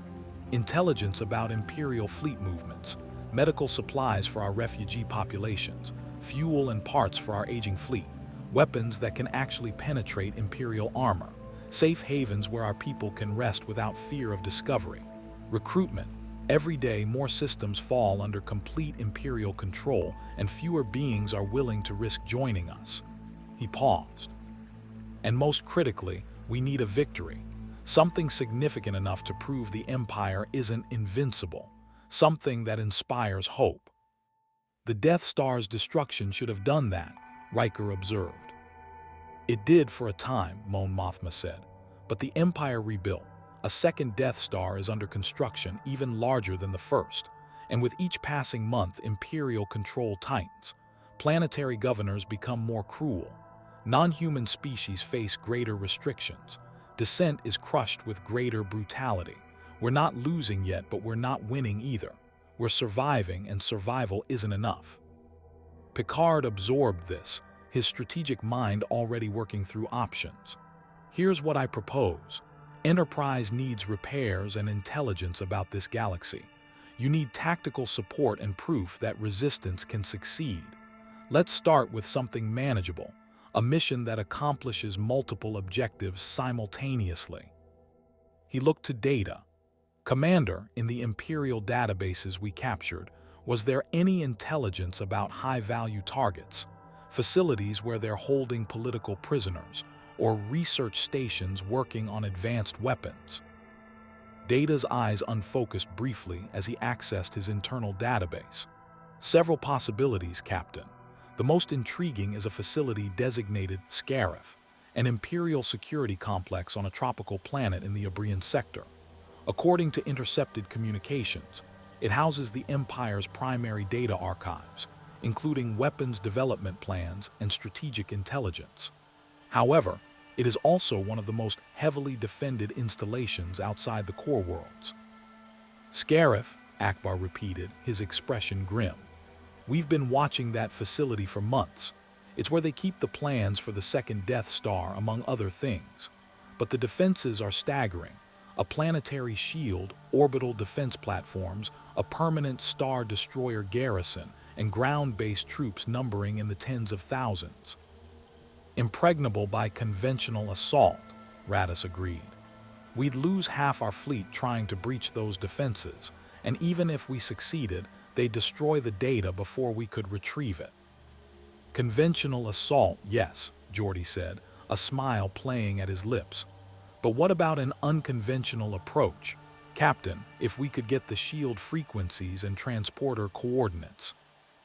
We could beam a strike team directly into the facility, Picard finished. Past the shields, past the defenses, directly to the data archives. The rebel leaders stared. That's impossible, Akbar said flatly. No, Admiral, Data corrected. It is merely improbable. Given sufficient intelligence about the facility's layout and shield modulation frequencies, we could insert a small team with a high probability of success. The challenge would be extraction. Once Imperial forces realize they've been breached, the entire facility would go into lockdown. But if we could get the Death Star plans? Mon Mothma's voice was barely a whisper. If we knew its specifications, its weaknesses. Captain, are you seriously proposing this? Picard looked around the table, seeing hope warring with disbelief in every face. This was the moment, the decision point where principles became action, where words about opposing tyranny transformed into actual risk. I'm proposing we explore the possibility, he said carefully. We need more intelligence about Scarif. We need to run simulations and assess risks. But yes, Senator, if there's a reasonable chance of success, Enterprise will support a mission to retrieve those plans. Luke stepped forward, his hand resting on his lightsaber. I'm going with the strike team. If they have force-sensitive guards or if Vader somehow gets wind of the operation, you'll need someone who can counter them. Absolutely not, Mon Mothma said firmly. Luke, you're too valuable to risk on.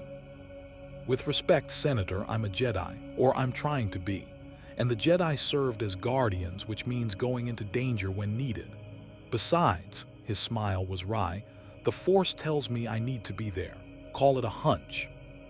Picard recognized the steel behind Luke's casual tone, the quiet certainty of someone who'd learned to trust their instincts, because those instincts had kept them alive.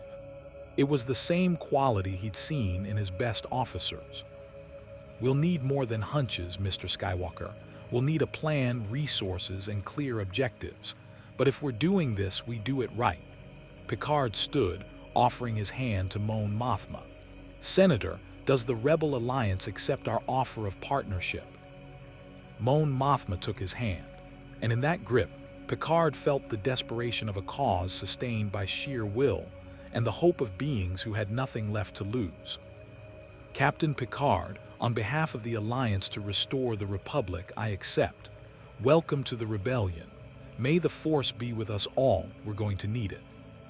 As the meeting broke up and Enterprise's officers began coordinating with their rebel counterparts, Picard found himself standing at the viewport with Luke, both watching the fleet's lights against the nebula.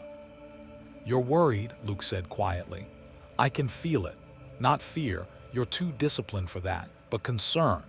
You're wondering if you've just committed your ship and crew to a war they can't win. Can we win, Mr. Skywalker? Can a ragtag fleet and one Federation starship defeat an empire of 1,000,000 worlds? Luke was silent for a long moment. My mentor once told me that size matters not, that the Force is stronger than any weapon, any army. I didn't understand then, I thought he meant literal power, but now I think he meant something else. He turned to face Picard. Hope is a force unto itself, Captain. The Empire rules through fear because fear is easy to sustain. But hope, real hope backed by action, that's the one thing tyranny can never fully extinguish. You and your ship, your Federation's ideals, you're proof that there are other ways, other universes where freedom prevailed. That's worth more than a dozen Star Destroyers. Picard considered this, thinking of the Federation's long history, the Romulan Wars, the Klingon conflicts, the Borg. Every threat that should have destroyed them somehow survived, not through superior firepower, but through principles that proved stronger than expediency. Then let's give them hope, Mr. Skywalker. Let's show this empire that freedom is more than just a dream. In the darkness of space, surrounded by refugees and revolutionaries, Enterprise's lights joined the constellation of the rebel fleet. One more star in the gathering storm. One more reason for the Empire to be afraid. The Enterprise hung in high orbit above Jedha, a desert moon in the mid-rim whose surface was scarred by Imperial mining operations that had stripped entire mountain ranges down to bedrock. From the bridge view screen, the devastation was impossible to miss. Vast craters where ancient cities had once stood, towering excavation equipment that looked like metallic insects feeding on the moon's corpse, and the ever-present Imperial presence in the form of orbital platforms and patrol craft. Captain's log, supplemental, Picard recorded, hands clasped behind his back as he studied the wounded world below. It has been 3 weeks since our alliance with the rebel forces. In that time, we have learned much about this galaxy's political landscape, but our own situation has grown increasingly dire. Chief Engineer LaForge reports that our dilithium crystal matrix is deteriorating faster than anticipated. Without replacement crystals or a compatible alternative, Enterprise will lose warp capability within 2 months, leaving us stranded in normal space, vulnerable to Imperial forces that outnumber us thousands to 1. He paused, watching an Imperial Star Destroyer drift past Jedha's Terminator like a predator circling wounded prey. Commander Data's analysis has identified a possible solution: Kyber crystals, a naturally occurring mineral that the Empire mines extensively. Initial tests suggest these crystals possess energy-focusing properties remarkably similar to dilithium. However, Kyber deposits are controlled exclusively by the Empire, which brings us to our current predicament. We need the very resources our enemy guards most jealously. In engineering, Geordi LaForge stood before the warp core, his visor allowing him to see the microscopic fractures spreading through the dilithium crystal matrix like a terminal disease. Beside him, Data examined a small Kyber crystal they'd obtained from the rebels, a fragment salvaged from an old Jedi lightsaber, luminous and beautiful in a way that made it seem almost alive. "Incredible," Geordi murmured, running his tricorder over the Kyber crystal for the 100th time. "Data, look at this resonance pattern. It's not just similar to dilithium, in some ways it's superior. The molecular structure is self-organizing, almost as if it's responding to observation." "Curious," Data agreed, his android eyes capable of perceiving wavelengths invisible to human vision even with Geordi's enhanced sight. "The crystal appears to exist in a state of quantum flux, its energy signature shifting in response to proximate life signs. It is almost as if the crystal is aware of our presence." "Luke said Kyber crystals are attuned to the Force," Geordi said, carefully placing the fragment in a containment field. "That they were used by the Jedi because they resonated with living energy. Maybe that's not mysticism. Maybe it's quantum mechanics we don't understand yet." "The distinction may be irrelevant," Data observed. "Whether the Force is a measurable energy field or something that transcends conventional physics, the practical application remains constant. Kyber crystals can focus and amplify energy in ways that parallel dilithium's function in our warp core." "Yeah, but here's the problem." Geordi gestured to a simulation on his engineering display. "Dilithium regulates matter-antimatter reactions through a crystalline fracture pattern that channels energy predictably. Kyber crystals don't fracture the same way, they harmonize.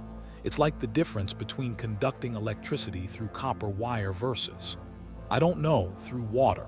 It works, but the physics are fundamentally different. Can you adapt the warp core to accommodate this difference?" Geordi's expression was pure engineering frustration. "Maybe, probably.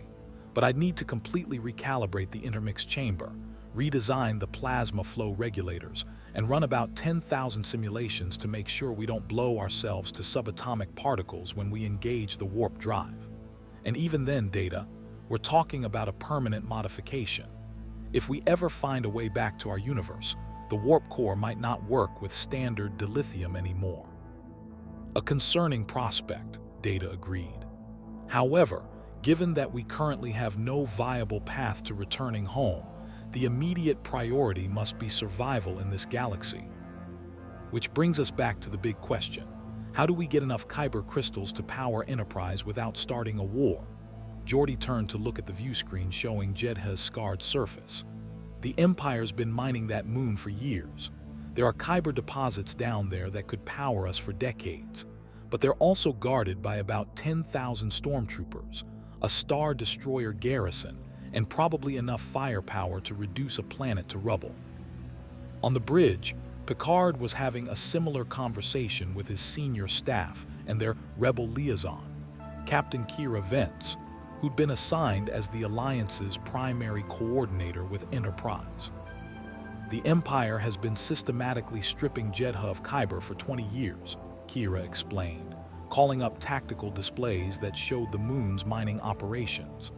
They use it for everything: lightsaber construction for their Inquisitors, power sources for advanced weapons, and most critically, as the primary focusing element for the Death Star's superlaser. Every crystal mined from Jedha brings them closer to completing that abomination. How heavily defended are the mining operations? Riker asked, studying the tactical overlay. Extremely. Ground forces include the 501st Legion, Vader's personal stormtrooper division, considered the Empire's elite. Orbital defenses consist of the Star Destroyer Persecutor, 3 Gazanti-class cruisers, and a network of automated defense platforms. And that's just the military presence. The actual mining facility is buried half a kilometer underground, accessible only through heavily secured turbolifts and access shafts. Worf's growl rumbled through the bridge. A fortress, direct assault would be suicide. Which is why we're not assaulting it directly, Picard said, his tone brooking no argument. Mr. Data, could we use the transporter to beam Kyber crystals directly from the mining facility to Enterprise? Problematic, Captain. Kyber crystals exist in a quantum-entangled state that makes them extremely sensitive to transporter interference. Attempting to beam them directly could cause the crystals to shatter or, worse, destabilize catastrophically. I estimate a 73% probability of mission failure if we attempt direct extraction. Then we need a different approach, Picard mused, packing the bridge in the way his crew recognized as his thinking mode. Captain Vance, what do you know about the civilian population on Jedha? Kira's expression darkened. What civilian population? The Empire evacuated most of the natives years ago, called it protective relocation, but it was really just clearing the area for intensive mining.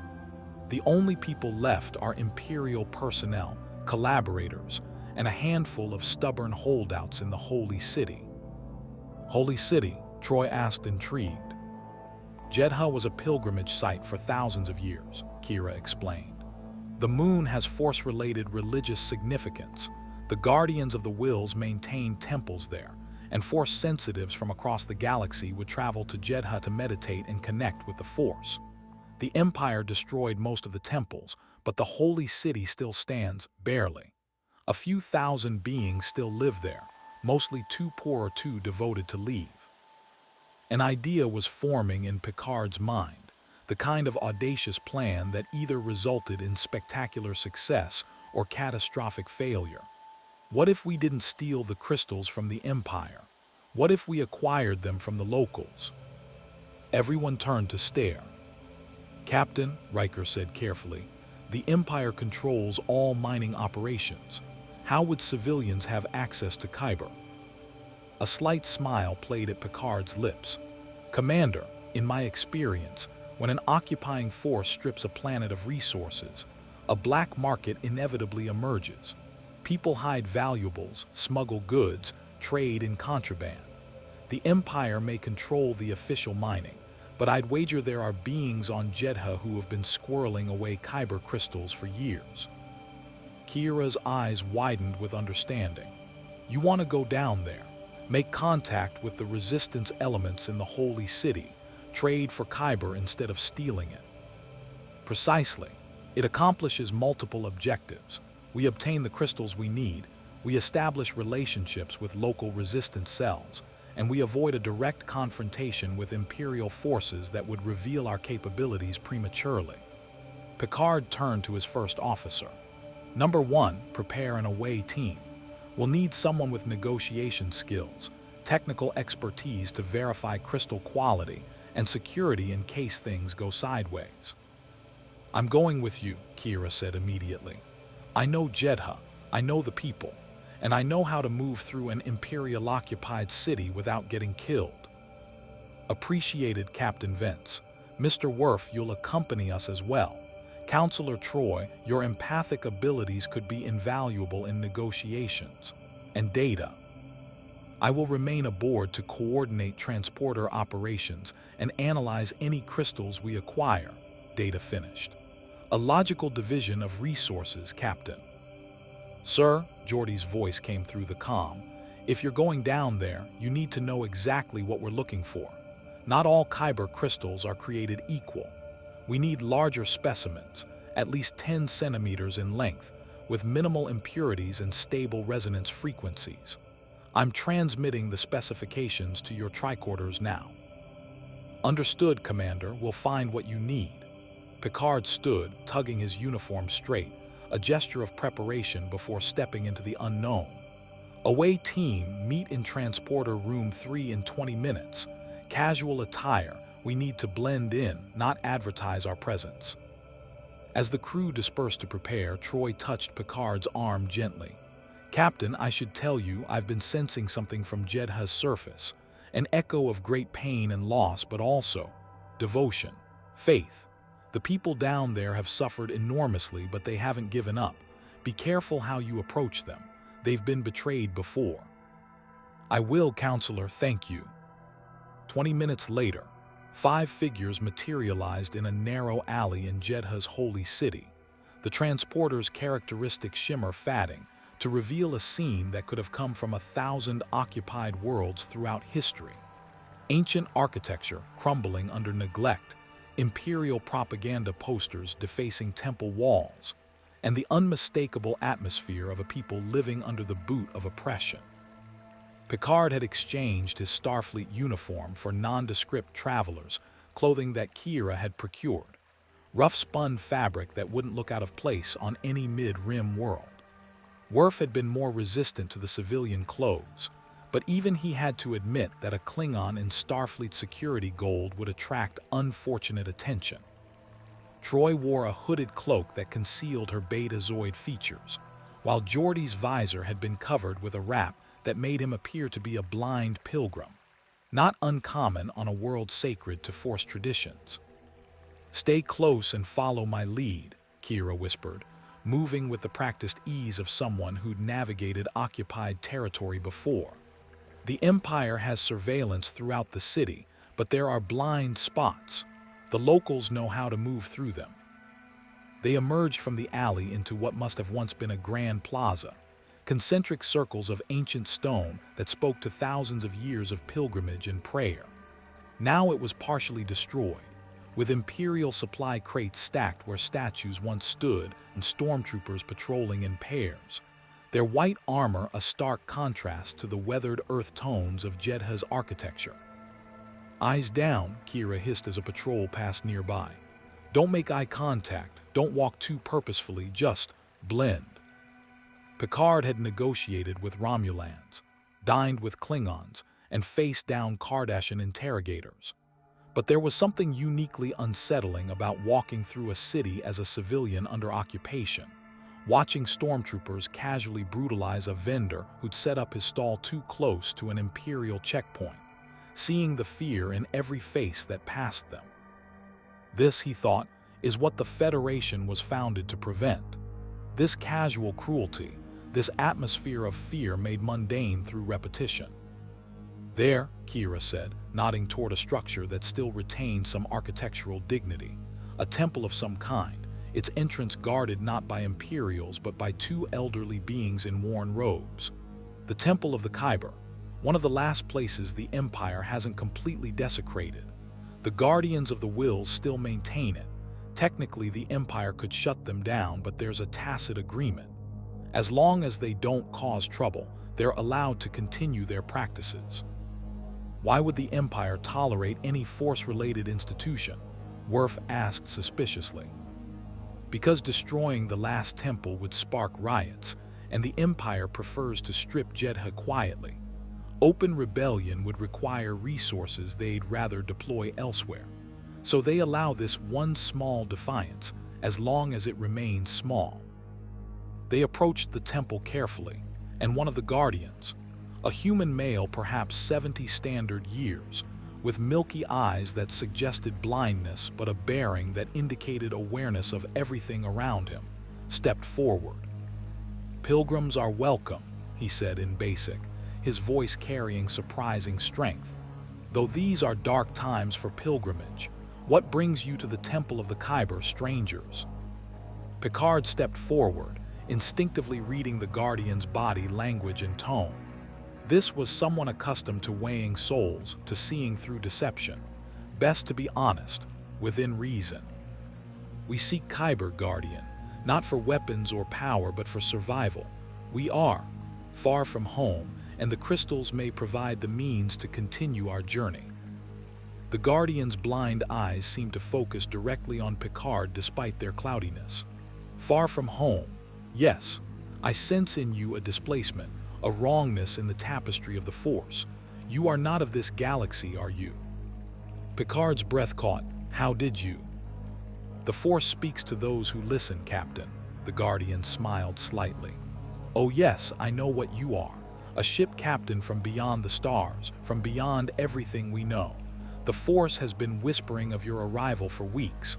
Some of us wondered if you were a vision or a prophecy.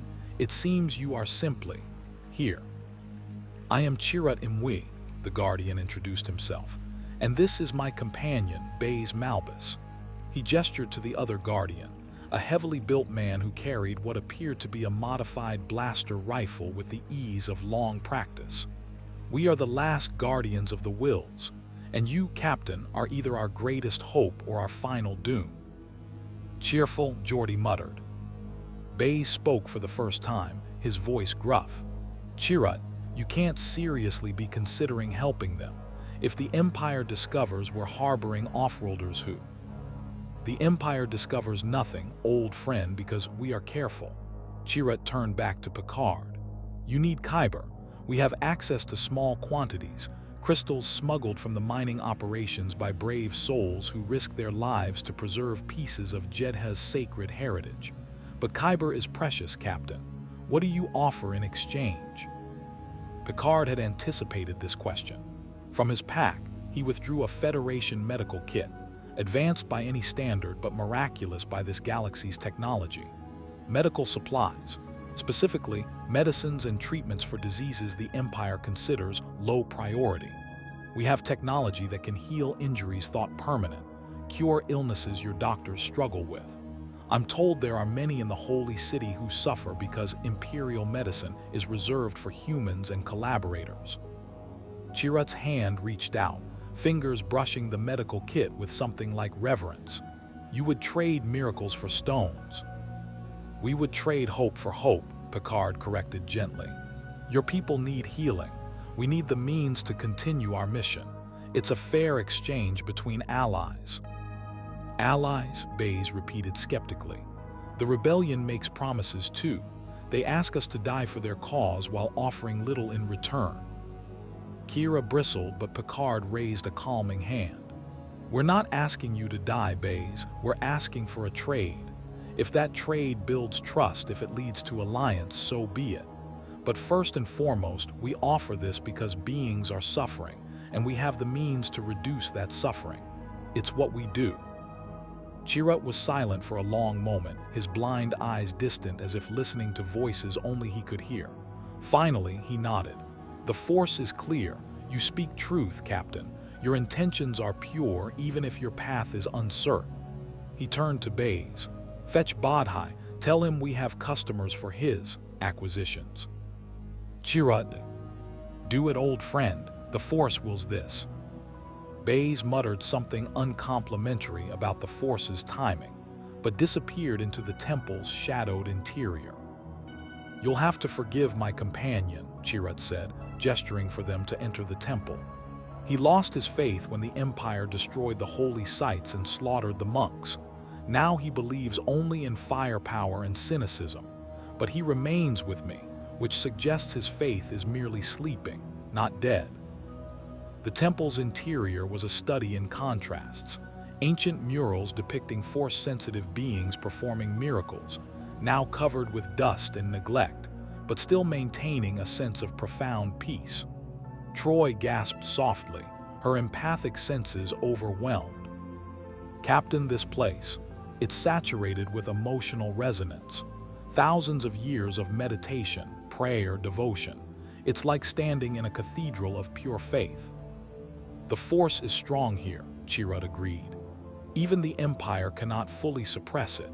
They mine the crystals, yes, but they cannot mine the connection between living beings and the energy that binds all things. That is beyond their power. Baze returned with a young man in tow, mid-20s, with the nervous energy of someone who'd seen too much and survived by staying perpetually alert. He wore an Imperial cargo pilot's uniform, which made Worf tense immediately until Kira whispered, "Defector. We have quite a few throughout the Empire." "This is Bodhi Rook," Chirrut introduced. Formerly an Imperial cargo pilot, now one of our most valuable assets. He still has access to Imperial facilities and manifests, which allows him to redirect resources that would otherwise be used for evil purposes. "You're a smuggler," Worf said bluntly. "I prefer strategic redistributor," Bodhi replied with a weak smile. "But yeah, essentially. I smuggle Kyber crystals out of the mining facility. Small quantities the Empire doesn't miss, but enough to keep a black market alive. It's dangerous as hell, but after I saw what the Empire was really doing with the Kyber, the weapon they're building, I couldn't be part of it anymore." Geordi stepped forward, pulling out his tricorder discreetly. "How much Kyber do you have access to, and what quality?" "Depends what you need. I've got maybe 15 small crystals hidden throughout the city, pilgrimage souvenirs from before the Empire, plus a few I've managed to acquire. They're not the massive specimens the Empire harvests for weapons, but they're pure, unprocessed, and attuned to the Force." "May I examine one?"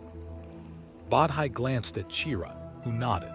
From a hidden compartment beneath a prayer mat, Bodhi produced a crystal perhaps 7 centimeters long, luminous blue and beautiful in a way that made it seem to generate its own light. Geordi's tricorder hummed as he scanned it, his visor allowing him to perceive the crystal's quantum structure in ways that made his engineering heart sing. "Captain, this is perfect. The resonance frequency is stable, the molecular structure is self-organizing. If we had 20 of these, I could keep the warp core running for years."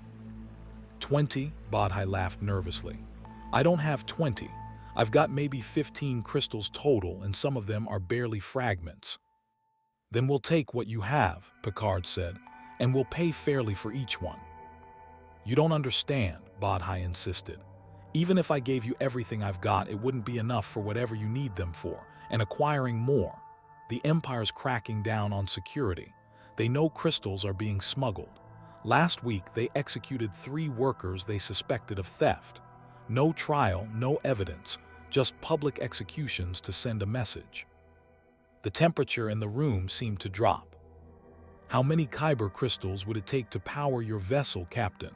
Chirrut asked quietly. Geordi hesitated, then answered honestly. "Minimum. About 50 crystals of this quality. Ideally, 100 for redundancy and long-term stability." 100 crystals, Baze said from where he leaned against a temple pillar. "That's roughly 10% of the monthly mining output from the facility. You're not asking for smuggled scraps. You're asking for a major theft that would bring the full weight of Imperial security down on this city. We don't want to bring danger to your people, Picard said firmly. Perhaps we could approach the mining facility directly. And do what? Bodhi interrupted. Walk in and politely ask for Kyber. They'd arrest you on sight, interrogate you, probably torture you for information about who you work for. The Empire doesn't negotiate over Kyber. They kill anyone who tries to steal it. Worf's expression was grim. Then we have a problem. Without sufficient Kyber, Enterprise cannot maintain warp capability. Without warp drive, we cannot leave this system if Imperial forces arrive in strength. We become a stationary target. There might be another option, Kira said slowly, her strategic mind clearly working through scenarios. The Empire moves Kyber in bulk shipments from Jedha to orbital processing facilities every 10 days. The next shipment is in 3 days, 5 cargo shuttles, each carrying approximately 50 crystals, escorted by TIE fighters and under the command of an Imperial logistics officer. You want to hijack an Imperial convoy, Picard said, understanding dawning. I want to liberate crystals that the Empire stole from Jedha in the first place, Kira corrected. The difference is semantic but important. This is war, Captain. Resources matter. And if we can deny the Empire those crystals while simultaneously providing you with what you need, that's a strategic victory. Picard felt the weight of the decision pressing down. This was different from their previous engagements. This was premeditated theft of Imperial resources, a deliberate act of war rather than self-defense or rescue operations. Once they crossed this line, there was no pretending to be neutral observers. They would be combatants in a galactic civil war. The Prime Directive, he began. Doesn't apply here, Riker interrupted, surprising everyone. Sir, with respect, we're not observing a developing civilization. We're trapped in an existing conflict between a totalitarian empire and beings fighting for freedom.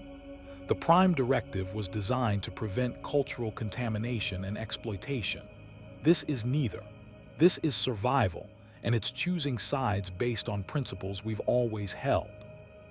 Troy added her voice. Captain, I can sense the people of this city.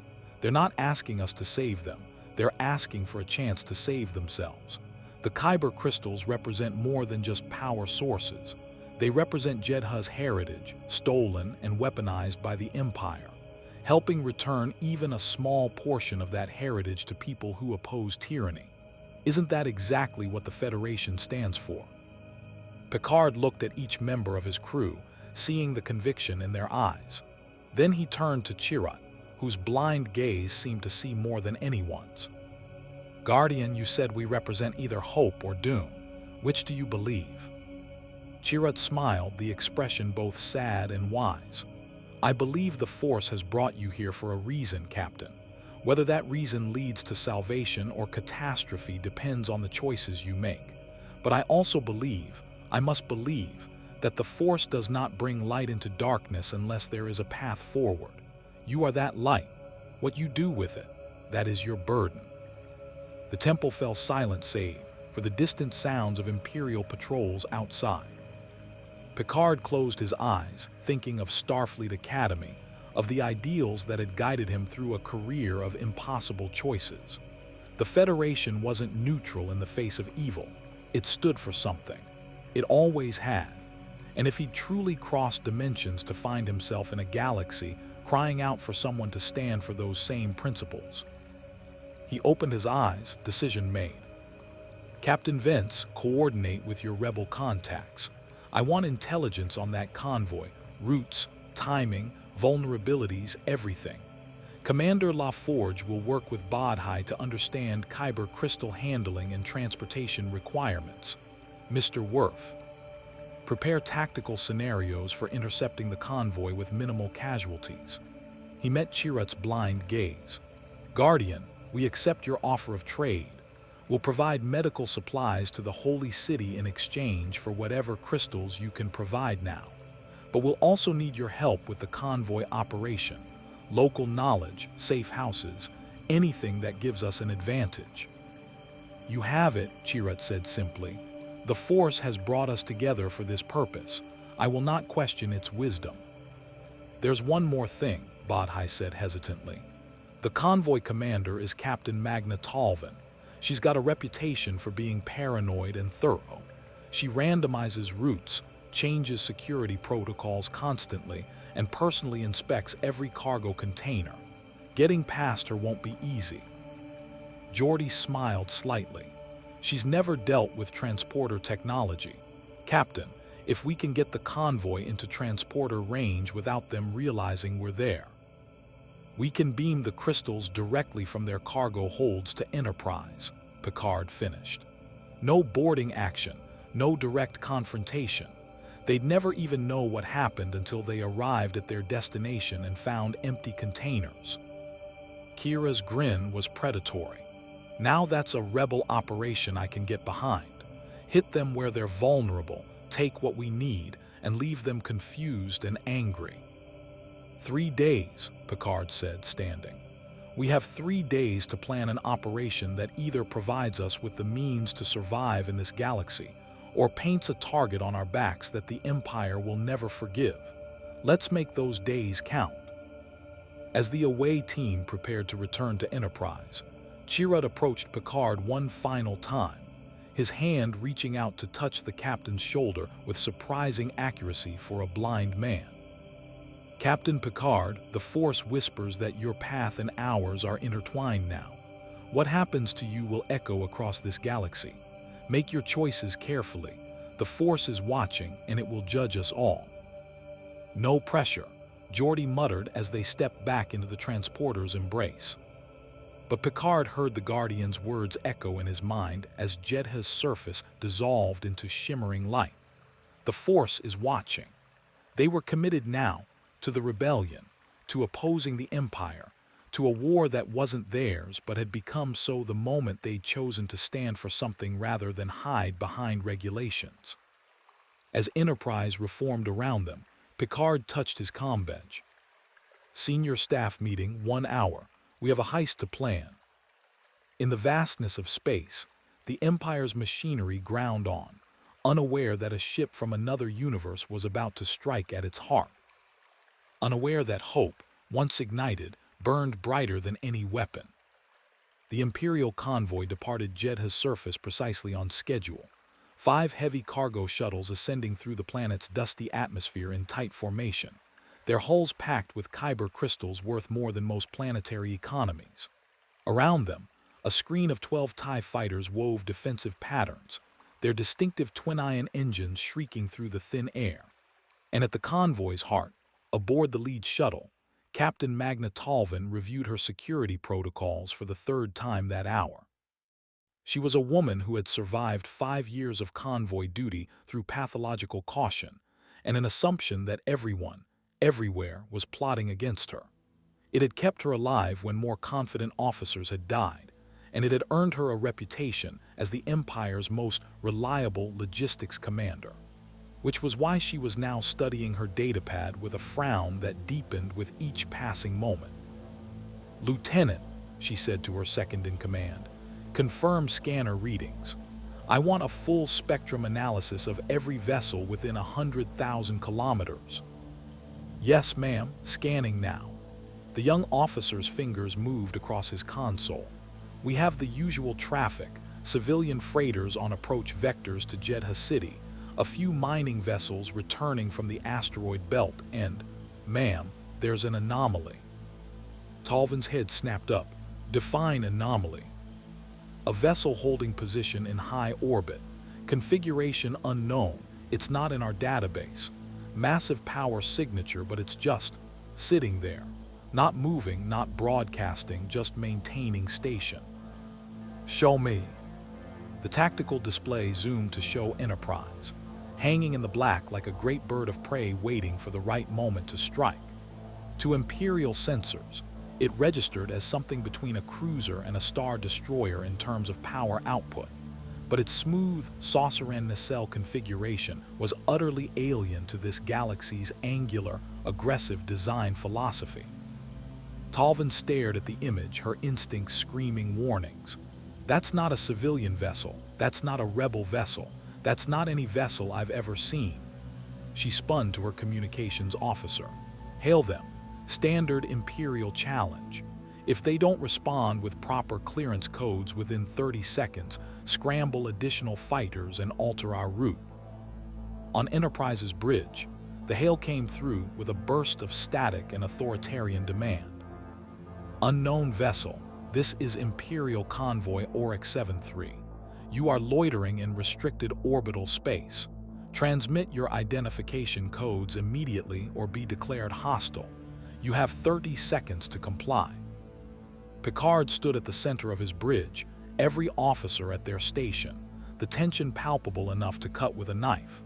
They'd been planning this operation for 3 days, simulations, contingencies, ethical debates about the line between justified resistance and piracy. Now the moment was here, and the next words he spoke would commit them irrevocably. Mr. Data, what's our status? All shuttles are within transporter range, Captain. I have isolated the cargo containers holding Kyber crystals. Each shuttle carries precisely 52 crystals in magnetically sealed containers. The TIE fighter screen is maintaining standard defensive formation. The lead shuttle's commander has just initiated a hailing sequence. I heard, Picard said dryly. Mr. Worf, what's their weapons status? TIE fighters are not armed for capital ship engagement. They pose minimal threat to our shields. However, the cargo shuttles each mount defensive turbolasers that could damage our hull if we allowed sustained fire. Worf's tone made it clear he considered this possibility remote at best. I recommend we disable their communications first. A precisely modulated phaser burst could disrupt their comm arrays without destroying the vessels. Do it, and jam all frequencies. I don't want them calling for reinforcements. A lance of amber energy flashed from Enterprise's phaser banks, invisible to human eyes but precisely targeted. The lead shuttle's communications array exploded in a shower of sparks, followed by similar strikes on the other 4 shuttles. Within seconds, the convoy was deaf and mute, unable to call for help or coordinate defense. Aboard the lead shuttle, chaos erupted. Communications are down, the lieutenant shouted over alarms. All channels dead. We're being jammed across the spectrum. Talvin's face went pale, but her voice remained steady, the mark of an officer who'd faced crisis before. Evasive maneuvers, scatter formation. Get those crystals away from whatever that thing is. Fighters, engage the unknown vessel. Buy us time to. The word escape died on her lips as something impossible happened. The cargo containers simply vanished. Not destroyed, vanished. One moment they were secured in the shuttle's hold, their magnetic locks reading solid and stable. The next, the sensors registered empty space where tons of Kyber crystals had been. No explosion, no hull breach, no explanation that made any sense whatsoever. Cargo Bay 1 reports, empty, ma'am. The lieutenant's voice was hollow with disbelief. Cargo Bay 2 empty, 3, 4, 5 all empty. The crystals are gone. That's impossible, Talvin whispered, but she was staring at the same readouts, seeing the same impossible truth. They were in sealed containers, inside our hull, behind armor plating. How could they just? Ma'am, all shuttles report the same thing. Every cargo container empty. It's like the crystals just ceased to exist. On Enterprise, Geordi LaForge stood in the transporter room watching with undisguised delight as Kyber crystals materialized on the pad in neat, organized stacks. 260 crystals total, each one glowing with that characteristic inner luminescence that made them seem alive. Transporter room to bridge. Captain, we've got them all. Every single crystal transported successfully. Not even a molecular degradation. This is beautiful, sir. Excellent work, Commander. Secure the crystals and begin integration procedures. Picard turned to his tactical officer. Mr. Worf, what's the convoy doing? They appear to be confused, Captain. The TIE fighters attempted an attack run, but broke off when their weapons had no effect on our shields. The cargo shuttles are maintaining position, but not advancing or retreating. I believe they do not know how to respond to having their cargo stolen by technology they cannot comprehend. Then let's not give them time to figure it out. Helm, get us out of here. Course heading 270 Mark IV, full impulse. Enterprise's massive impulse engines flared, and the great starship began to move away from the befuddled convoy with a speed and grace that made Talvin's blood run cold. "They're leaving," her lieutenant said unnecessarily. "Just leaving. After stealing our cargo with technology that shouldn't exist." Talvin was already composing her report in her mind, a report that would sound insane, that her superiors would dismiss as incompetence or hallucination. She could see her career evaporating, could see the interrogations and accusations of rebel collaboration that would follow. But one thing was certain: that ship, whatever it was, had just declared war on the Empire, and the Empire never forgot its enemies. "Get me on any working channel," she said quietly. "I don't care if we have to fly back to Jedha manually. That vessel's configuration, its weapons signature, everything. It all gets reported to Imperial intelligence. That thing just made itself the Empire's most wanted target." 6 hours later, in a briefing room deep within the Imperial Palace on Coruscant, Captain Talvin's report landed on a desk that made most beings in the galaxy tremble to think about. The office was austere, lit by the cold light of holographic displays showing fleet dispositions across 1,000 sectors. And behind that desk sat a man whose reputation preceded him like a shadow of death. Grand Admiral Thrawn was not human, though casual observers sometimes made that mistake. His blue skin and glowing red eyes marked him as Kiss, one of the few non-humans to achieve high rank in the Empire's humanocentric military hierarchy. He had earned his position not through political connections or brutality, but through a quality far more dangerous: genius, tactical genius, strategic genius. The ability to study an enemy's art, culture, and psychology, and from those observations predict their every move. He was reading Talvin's report for the third time, his fingers steepled in thought, when his office door opened without announcement, something only one person in the Empire would dare. Darth Vader entered, his respirator's mechanical breathing filling the room with its characteristic rhythm. The Dark Lord of the Sith stood nearly 7 feet tall in his armor, a figure of black metal and terrifying power. Where Thrawn represented the Empire's intellect, Vader represented its capacity for overwhelming force. "Grand Admiral," Vader's voice carried the hollow, synthesized quality of his vocabulator. "You summoned me." "I did, Lord Vader. I have just received a most intriguing report." Thrawn activated a holographic display showing Enterprise's recorded image, captured by the TIE fighters' gun cameras before they'd been scared off. "This vessel attacked an Imperial convoy 6 hours ago. It disabled communications, scattered our fighters, and then, this is the fascinating part, it stole the cargo without boarding. The Kyber crystals simply vanished from sealed containers inside armored holds." Vader moved closer to the hologram, his masked face unreadable but his attention clearly focused. "Rebel Alliance." "No, the rebels lack this technology. This vessel is completely outside our database. No known configuration, no familiar design philosophy. Its weapons and propulsion systems operate on principles we do not understand." Thrawn zoomed in on Enterprise's hull. "Look at the construction.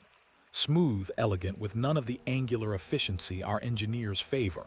This is not military design, or rather, it's military design from a completely different tradition, different values, different civilization.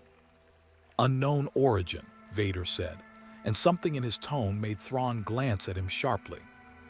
"You know something, Lord Vader?" "I have felt a disturbance in the Force," Vader said slowly. "A tear in the fabric of reality itself. Something from beyond has entered our galaxy, something that exists outside the Force's natural order." His gloved hand clenched. I have searched for this disturbance for weeks, but it eludes me. The Force does not touch it as it touches all living things. Thrawn absorbed this information with his characteristic calm, but inside, his mind was racing with implications. Something from beyond, a vessel and crew that existed outside the Force's influence, technology that could transport matter through solid barriers. This changes the strategic situation significantly, Thrawn said. If this vessel is allied with the rebellion, and the fact that they attacked our Kyber convoy suggests they are, then the rebels have just acquired a weapons platform we cannot counter with conventional tactics. We will destroy them, Vader stated with absolute certainty. Whatever technology they possess, it cannot stand against the power of the Force. Perhaps, Thrawn said, his tone suggesting polite skepticism. But consider Lord Vader. They stole Kyber crystals, not weapons, not military supplies. Kyber, a power source. That suggests their vessel requires energy we do not provide, which in turn suggests they are not from our galaxy. They are stranded here, desperate for resources. That desperation makes them predictable. He pulled up a tactical map showing rebel activity throughout the Mid-Rim. They will need more than Kyber. They'll need supplies, intelligence, coordination with rebel forces, which means they'll have to reveal themselves again. And when they do, Thrawn's red eyes gleamed. We will be ready. What do you propose? A trap, Thrawn said simply. The rebels have been planning an operation to steal the Death Star plans from our facility on Scarif.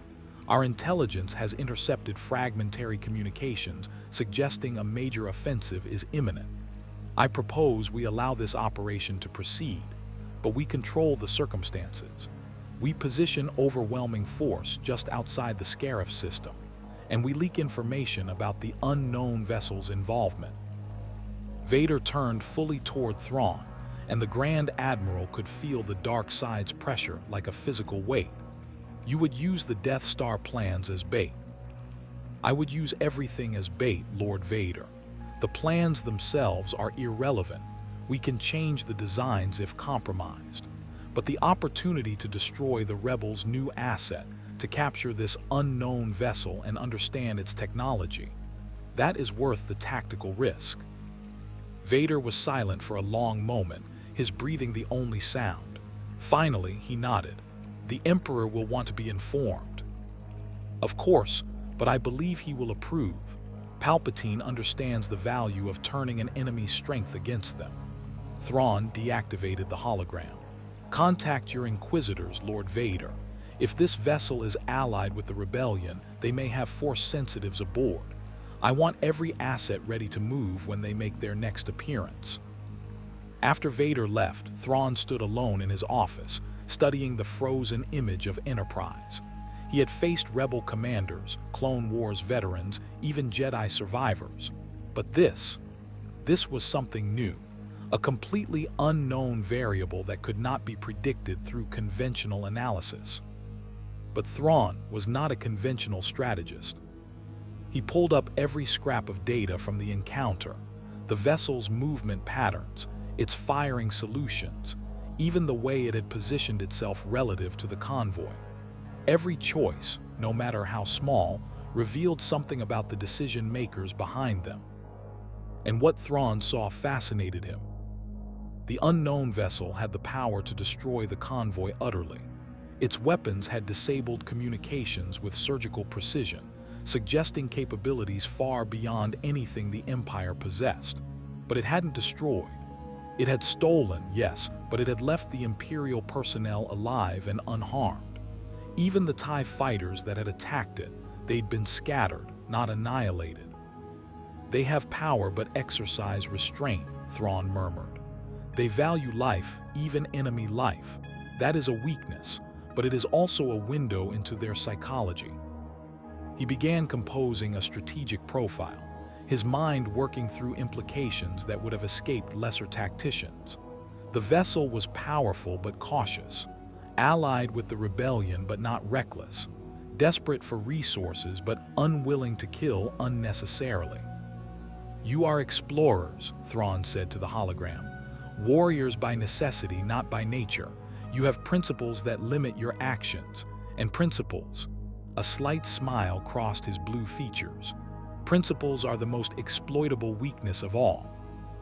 Aboard Enterprise, Picard stood in engineering watching Geordi and his team integrate Kyber crystals into the warp core matrix with the kind of careful precision usually reserved for heart surgery.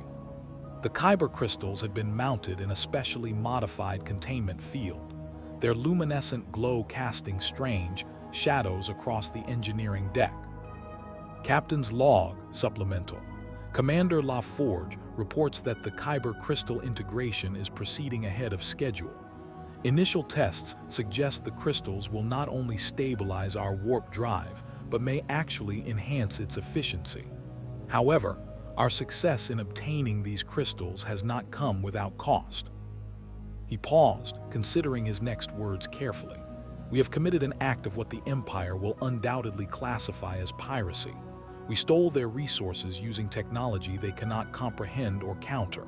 And while I remain convinced that our actions were justified, we needed these crystals to survive, and they were mined from a world the Empire has brutalized.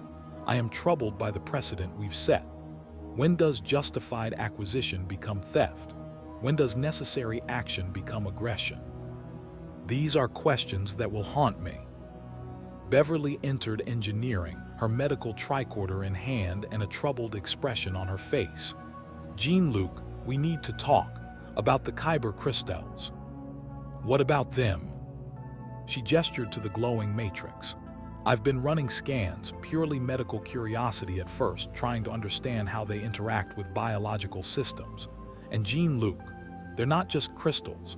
They're alive in a way. Not sentient like you or me, but they respond to conscious thought.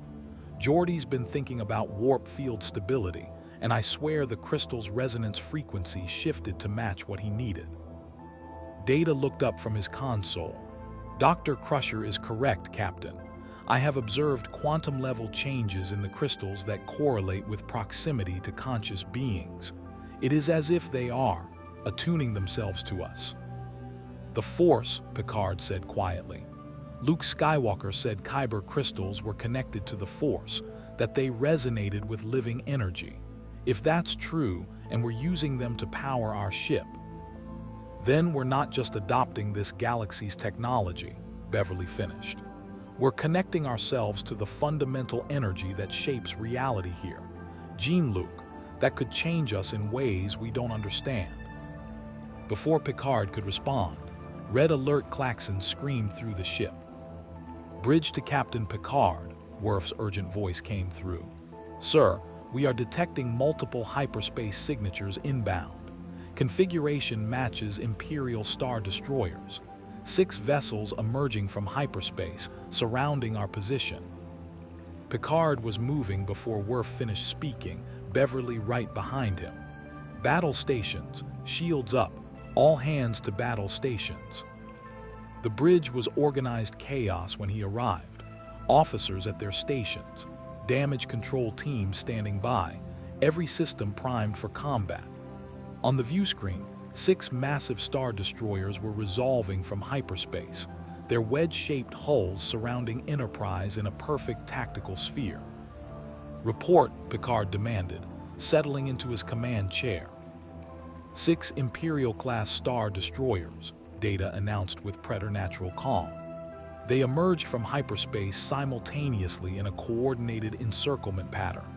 Each vessel is launching TIE fighters, estimate 300 fighters total. Additionally, I am detecting a 7th vessel emerging from hyperspace. The view screen shifted to show something even larger than the Star Destroyers, a super Star Destroyer, 8 times the mass of its smaller cousins, bristling with enough firepower to level continents. Its command tower rose from the dagger hull like a city unto itself, and even from this distance, Picard could see the perfect precision of its construction. That's the Chimera, Kira said from where she stood at an auxiliary station. She'd been aboard coordinating with rebel forces when the trap closed. Grand Admiral Thrawn's flagship. Captain, this isn't a random patrol. This is a deliberate operation. They knew we were coming. Or they predicted we would need to test our new warp drive somewhere with easy escape routes, Data added. If I were attempting to trap an unknown vessel with superior mobility, I would wait until it committed to a high-energy system test before springing the ambush. The Kyber integration required us to remain stationary for 6.3 hours, ample time for Imperial forces to position themselves. "We've been outmaneuvered," Riker said grimly. "Question is, Captain, do we fight or run?" On the view screen, a communication channel opened without Enterprise initiating contact, sophisticated electronic warfare that had penetrated their comm systems through sheer technical prowess. The face that appeared was striking: blue skin, red eyes, and an expression of polite intellectual curiosity that was somehow more unsettling than outright hostility. "I am Grand Admiral Thrawn of the Imperial Navy," the Kiss said, his voice cultured and precise. "You are the commander of the unknown vessel that attacked our convoy and stole Imperial resources. I have several questions about your technology, your origins, and your intentions. I would very much appreciate the opportunity to discuss these matters. Will you surrender peacefully, or must we settle this through violence? I assure you, I find violence far less illuminating than conversation." Picard studied the alien admiral, reading body language and tone with decades of diplomatic experience. This wasn't a bluff. This wasn't theatrics. This was genuine intellectual curiosity backed by overwhelming force. A commander who would prefer to capture and study them, but was perfectly willing to destroy them if necessary. "I am Captain Jean-Luc Picard of the Federation starship Enterprise. We have no hostile intentions toward the Empire or any galactic power. We are explorers, displaced from our home and seeking only the resources necessary to survive." "How fascinating," Thrawn said, and he sounded genuinely pleased. "Explorers. Not conquerors, not refugees, but explorers. That explains the restraint you've shown in previous engagements. You possess the power to destroy but choose not to. A cultural preference for life preservation, perhaps, or a tactical doctrine that values intelligence over annihilation." "Both," Picard replied honestly. "Where we come from, we believe that peaceful exploration and coexistence are preferable to conflict. We attack only in self-defense. And yet you stole our Kyber crystals. We acquired resources we needed to survive, from an empire that stole those resources from an oppressed population in the first place. If you wish to discuss theft, Grand Admiral, we could begin with the Empire's systematic exploitation of Jedha." Thrawn's smile was slight but genuine. "Moral philosophy. How delightful. Captain Picard, I appreciate your perspective truly, but I'm afraid I cannot allow an unknown, potentially hostile vessel to roam Imperial space freely, particularly one allied with terrorist organizations. I offer you one final chance to surrender. I give you my word that you and your crew will be treated as prisoners of war under civilized protocols. And if we refuse, then I will be forced to disable your vessel through overwhelming firepower. I have calculated that your shields, impressive as they are, cannot withstand sustained bombardment from 6 Star Destroyers plus the Chimera's main batteries. You will be captured. The only variable is how much damage your ship sustains in the process." Picard looked at his crew, every face showing determination mixed with fear. They were Starfleet. They didn't surrender, but they also didn't throw lives away in futile gestures. "Mr. Data, what are our chances if we engage?" "Minimal, Captain. The Imperial vessel's combined firepower exceeds our shield capacity by a factor of 4.7. We could disable perhaps 2 Star Destroyers before our shields failed. Escape via impulse drive is impossible. We are surrounded. Our only option would be to engage the warp drive and escape to faster-than-light speeds before they can stop us." "Can we do that?" Geordi's voice came through from engineering. "Captain, the Kyber integration isn't complete. If we engage warp drive now, there's a 30% chance of catastrophic core breach. But if we don't, we're sitting ducks." Picard closed his eyes, feeling the weight of 600 lives resting on his shoulders. They could fight and die heroically. They could surrender and hope Thrawn's word was good. Or they could gamble everything on an untested system powered by crystals that responded to the Force itself. When he opened his eyes, the decision was made. Mr. LaForge, prepare to engage warp drive. Transfer all available power to shields and structural integrity fields. If we're going to do this, we're going to survive it. Captain, Thrawn's voice carried a note of warning. I detect energy buildup in your propulsion systems. I strongly advise against whatever you're planning. My vessels have orders to fire if you attempt to flee. Grand Admiral, I appreciate your offer, but I'm afraid I cannot surrender my ship to an empire built on oppression. I hope someday we can have that conversation under more equitable circumstances. Until then, Picard looked at his con officer. Engage. What happened next would be analyzed by Imperial tacticians for years afterward. Enterprise's warp nacelles began to glow with energy as the Kyber crystals channeled power through systems designed for a different universe's physics. The Star Destroyers opened fire simultaneously, a hurricane of turbolaser fire that would have vaporized lesser vessels. But Enterprise's shields held, barely. The view screen showed shield strength plummeting, 70%, 60, 50, as green energy bolts hammered against Federation technology pushed beyond its design specifications. In engineering, Geordi watched his displays with white-knuckled intensity. Come on, come on. Warp field is forming, but it's unstable. The Kyber crystals are trying to compensate, but they're fighting the antimatter reaction. We need more time. Time we don't have, Data's voice came through. Shield strength at 40% and falling. On the bridge, sparks erupted from consoles as power conduits overloaded. Troy gasped, feeling not just the crew's fear but something else. The Kyber crystals themselves, resonating with the desperation around them, trying to adapt, to harmonize, to help.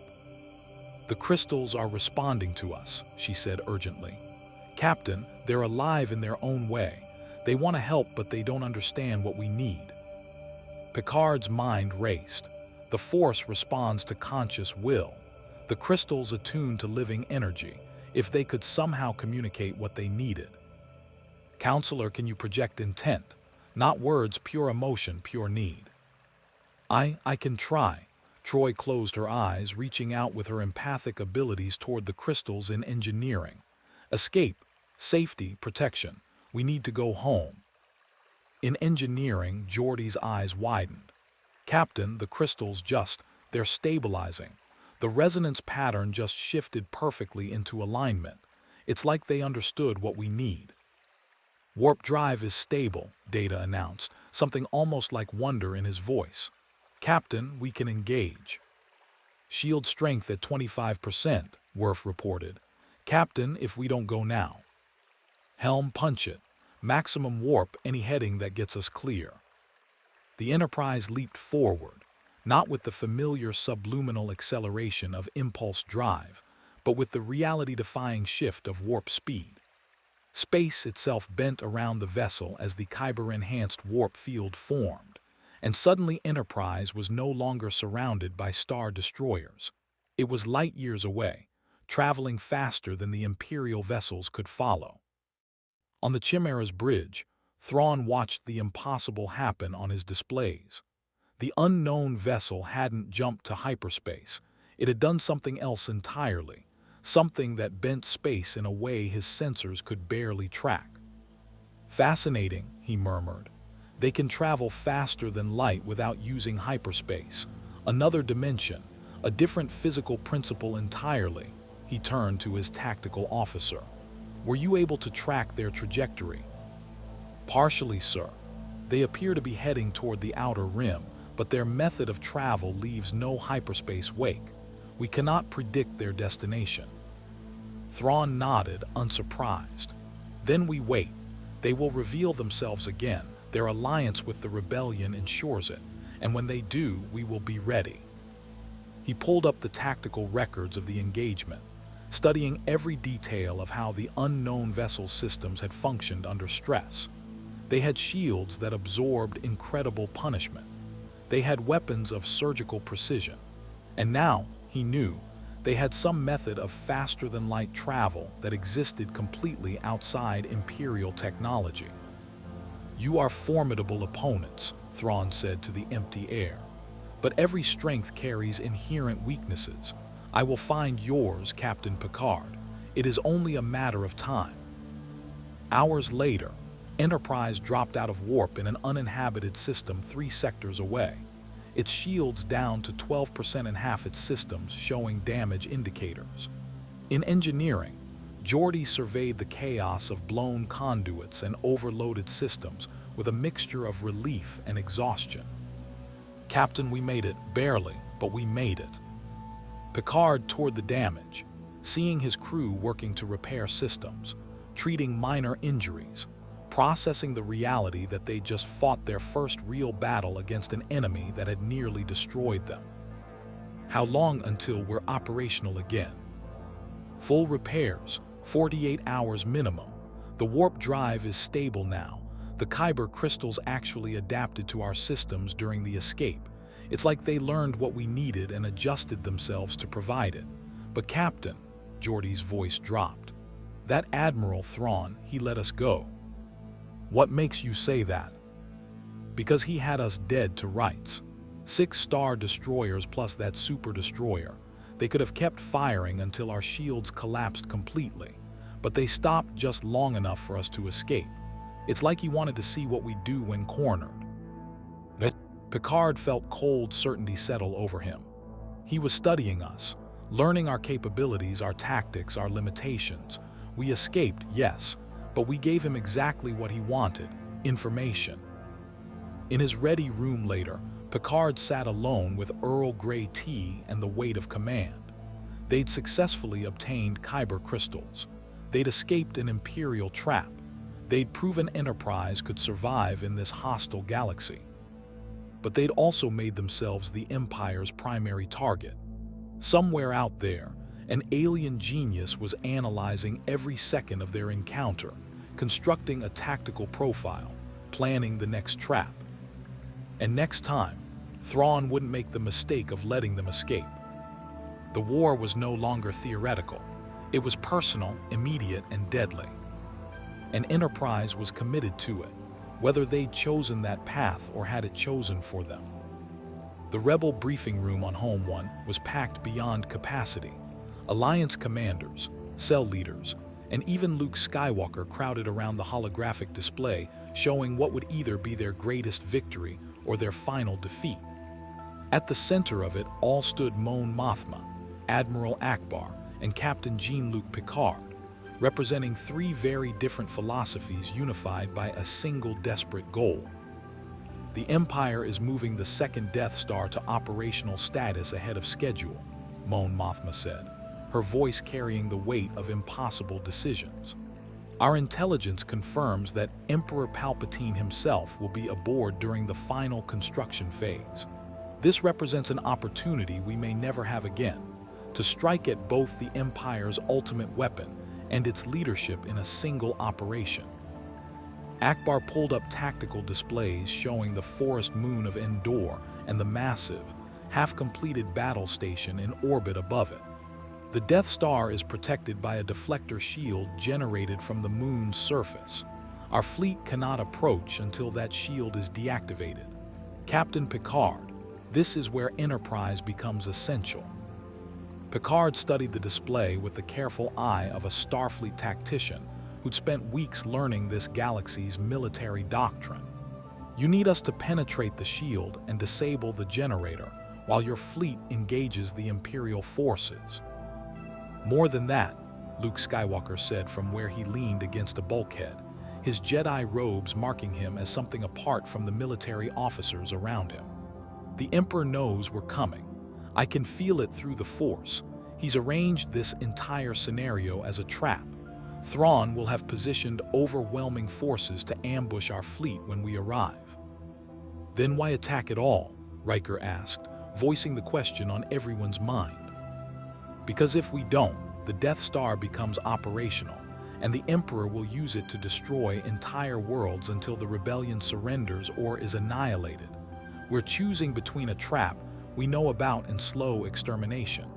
Mon Mothma's expression showed the toll these calculations took. At least the trap gives us a chance. Picard turned to Data, who'd been analyzing the intelligence with his android precision. Commander, assessment. Captain, the Imperial forces at Endor will outnumber the Rebel fleet by approximately 3-1. However, Enterprise's capabilities fundamentally alter the tactical equation. Our shields can withstand sustained capital ship bombardment. Our phasers can disable Imperial vessels without destroying them. And our transporters, Data called up schematics of the shield generator facility, allow us to insert strike teams directly into the installation, bypassing all conventional defenses. There's something else, Luke interjected, his blue eyes intense with certainty that transcended tactical logic. The Emperor wants me there. He's been manipulating events to draw me into confrontation. It's not just about the Death Star, it's about turning me to the dark side, making me his new apprentice. His voice carried barely suppressed emotion. Darth Vader is there too, my father. The room fell silent. It was the first time Luke had publicly confirmed what Rebel leadership had suspected, that the Empire's dark enforcer was Luke's father, corrupted and transformed by the Emperor's manipulation. Picard approached Luke, recognizing the weight of personal conflict superimposed on military necessity. Mr. Skywalker, I've learned in my career that the most difficult battles are the ones where duty and personal connection intersect. No one would fault you for. I'm going, Luke said with quiet finality. The Force is clear on this. My presence at Endor is essential, not for the military operation, but for something larger. The Emperor believes he can turn me, use my power to cement his control over the galaxy. But I believe there's still good in my father. If I can reach him, if I can bring him back from the darkness. You could eliminate 2 Sith Lords in one stroke, Beverly said softly, understanding the strategic implications even as she recognized the personal cost. Or die trying, Luke acknowledged. But I'm the last Jedi. If I don't face this, if I run because I'm afraid, then everything my master stood for dies with me. Picard saw in Luke something he recognized from 100 desperate command decisions. The moment when principle demanded risk, when the safe choice meant betraying everything you stood for. You'll have Enterprise's support. Whatever happens at Endor, you won't face it alone. The planning session stretched into hours. The Rebel fleet would emerge from hyperspace and engage the Imperial forces directly, drawing attention, while Enterprise used its superior speed and shields to penetrate to the forest moon. A strike team would beam down to destroy the shield generator. Once the shields fell, Rebel fighters, led by a squadron of X-Wings and the legendary Millennium Falcon, would assault the Death Star's reactor core. Simultaneously, Luke would surrender himself to Imperial forces, allowing himself to be taken before the Emperor in a gambit that was either brilliant or suicidal. It's insane, Admiral Raddus said after reviewing the plan for the 3rd time. We're betting our entire fleet, our best pilots, and our last Jedi on a multi-layered operation where a single failure point collapses everything. Welcome to the rebellion, Kira said with dark humor. Insane plans are all we've got. Geordi raised a hand. Captain, there's one more factor we need to consider. The Kyber crystals in our warp core, they've been behaving strangely since we escaped from Thrawn. They're resonating at frequencies that suggest they're responding to something. If Luke is right and the Emperor is powerful in the Force, the crystals might react to his presence. React how? Picard asked. Unknown. But remember, Kyber crystals were used by Jedi for millennia because they harmonize with the Force. We've essentially built a Force-sensitive component into our ship's power core. That could be an advantage, or a massive vulnerability if someone like the Emperor figures out how to manipulate them. The implications settled over the planning session like a shroud. Enterprise wasn't just a ship anymore. It was connected to this galaxy's fundamental mystical energy, making it both more powerful and more vulnerable than standard Federation technology. "Then we adapt," Picard said firmly. "Mr. LaForge, prepare containment protocols that can isolate the Kyber matrix if it becomes compromised. Counselor Troy, I'll need you monitoring the crystal's resonance patterns throughout the operation. If they start behaving erratically, I need to know immediately." Troy nodded, but her expression was troubled. "Captain, I should tell you, I've been sensing something through the Kyber crystals, echoes of the Force itself. It's like standing at the edge of an ocean and feeling the pull of tides you can't see. There's something vast building at Endor, something that will change everything." "A prophecy?" Mon Mothma asked. "A convergence," Troy replied. "Multiple destinies intersecting at a single point. I can't see the outcome, but I can feel the weight of it. What happens at Endor won't just determine this battle, it'll determine the fate of this entire galaxy." Luke met her eyes, recognition passing between them. Two beings sensitive to energies beyond normal perception, each understanding that they were caught in currents larger than themselves. "The Force works in mysterious ways," he said quietly. "My masters believed it had a will of its own, that it guided events toward balance. Light and dark, good and evil, always in tension.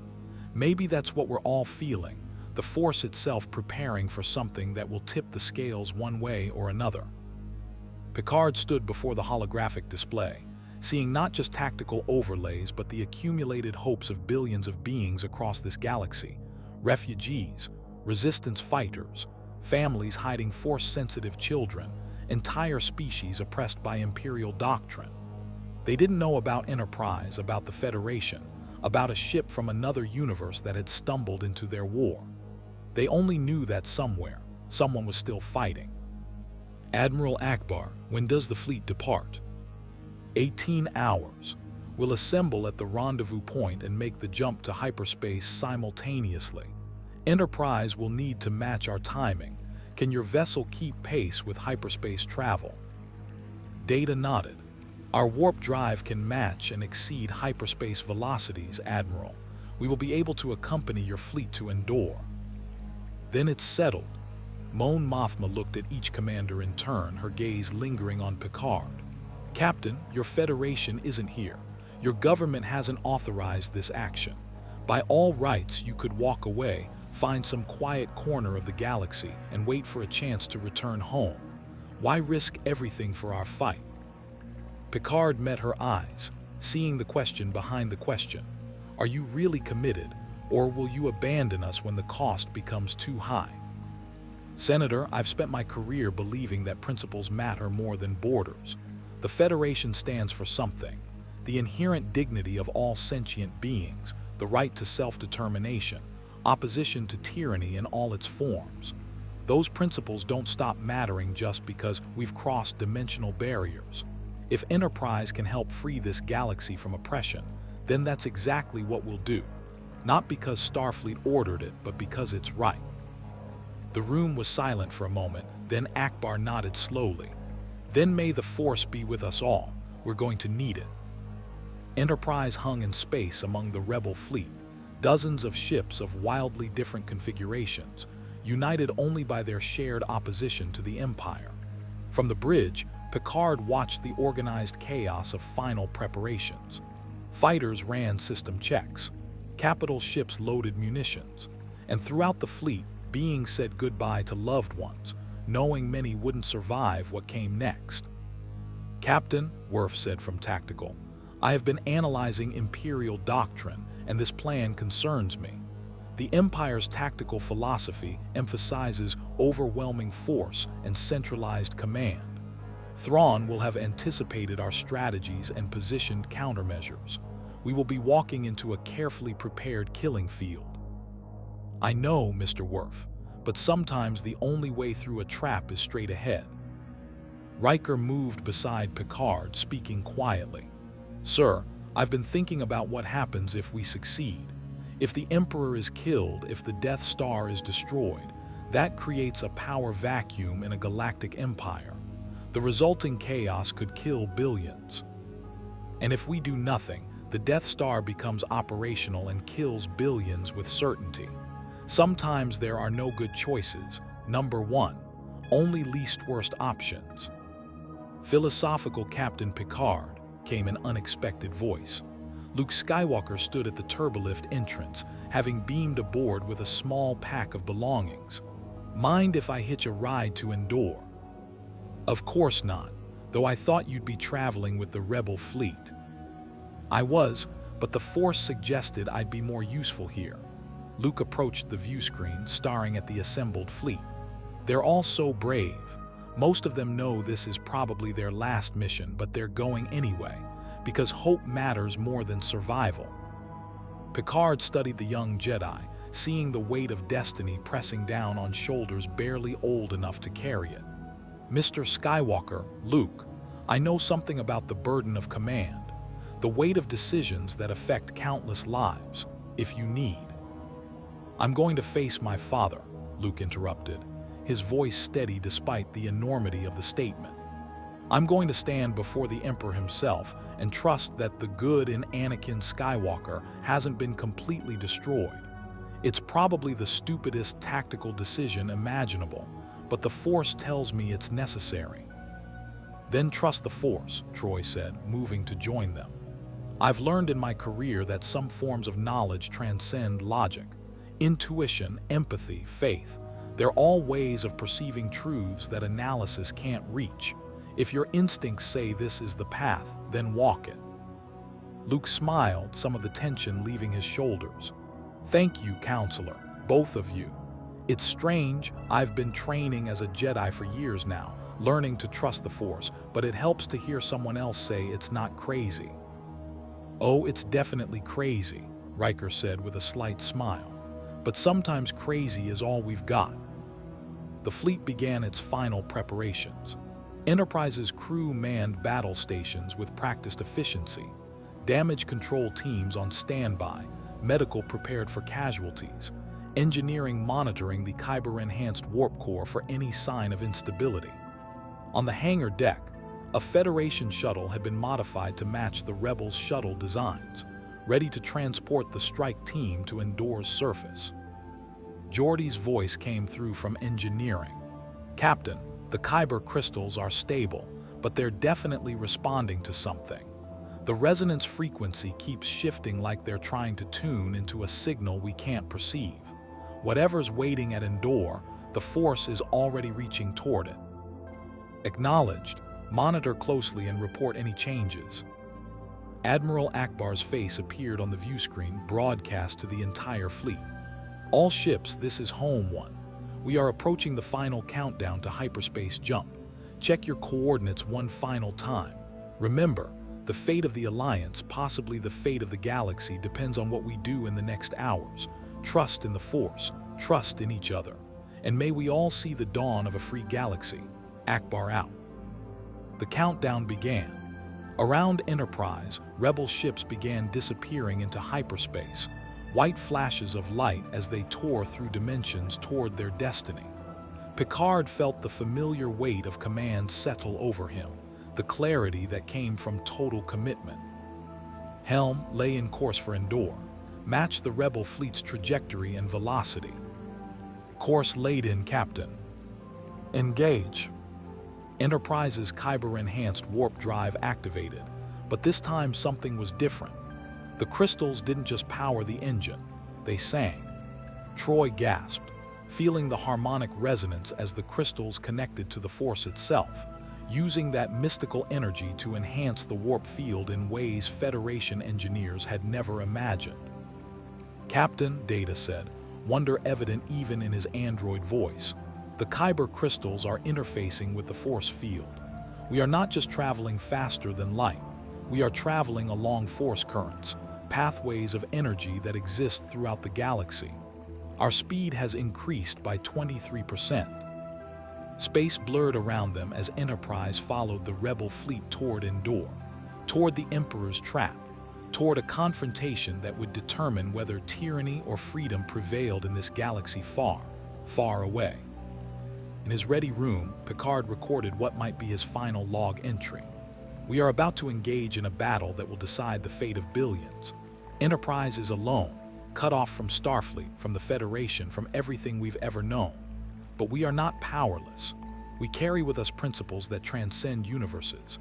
The belief that freedom matters, that tyranny must be opposed, that all sentient beings deserve dignity and self-determination.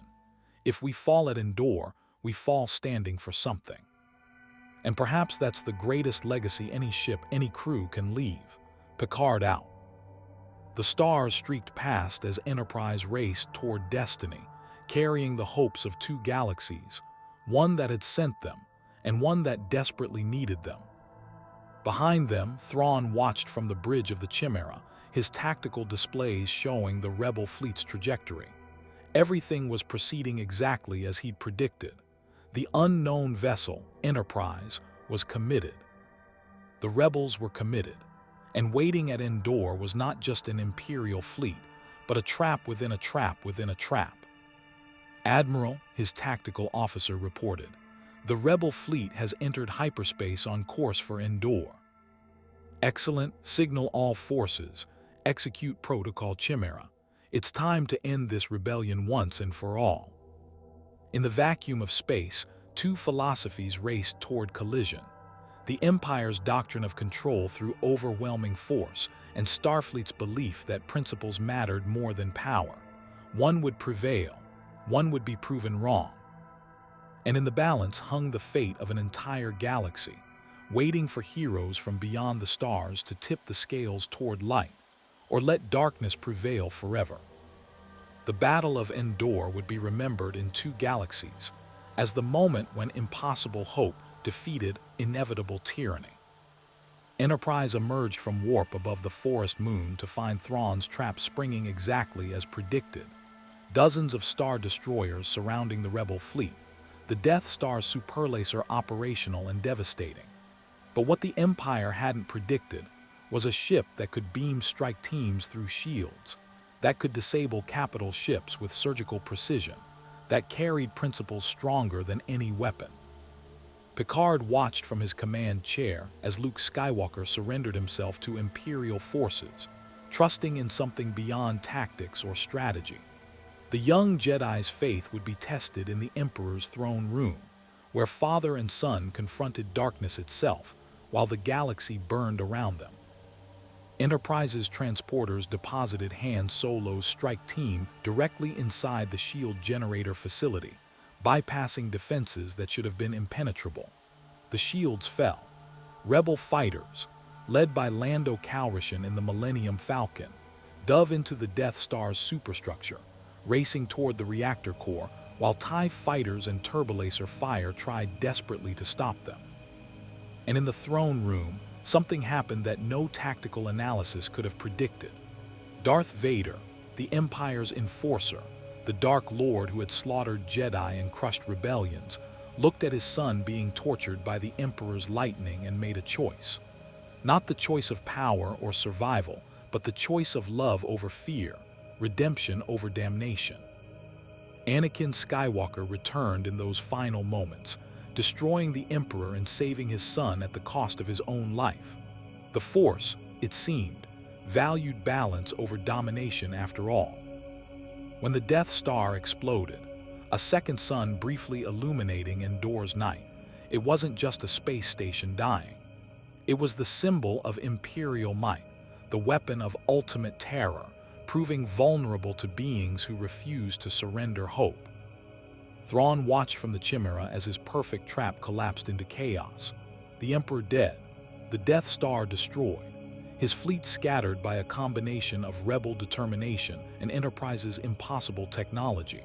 For the first time in his career, the Grand Admiral had been outmaneuvered, not by superior tactics, but by something he'd never fully accounted for in his calculations.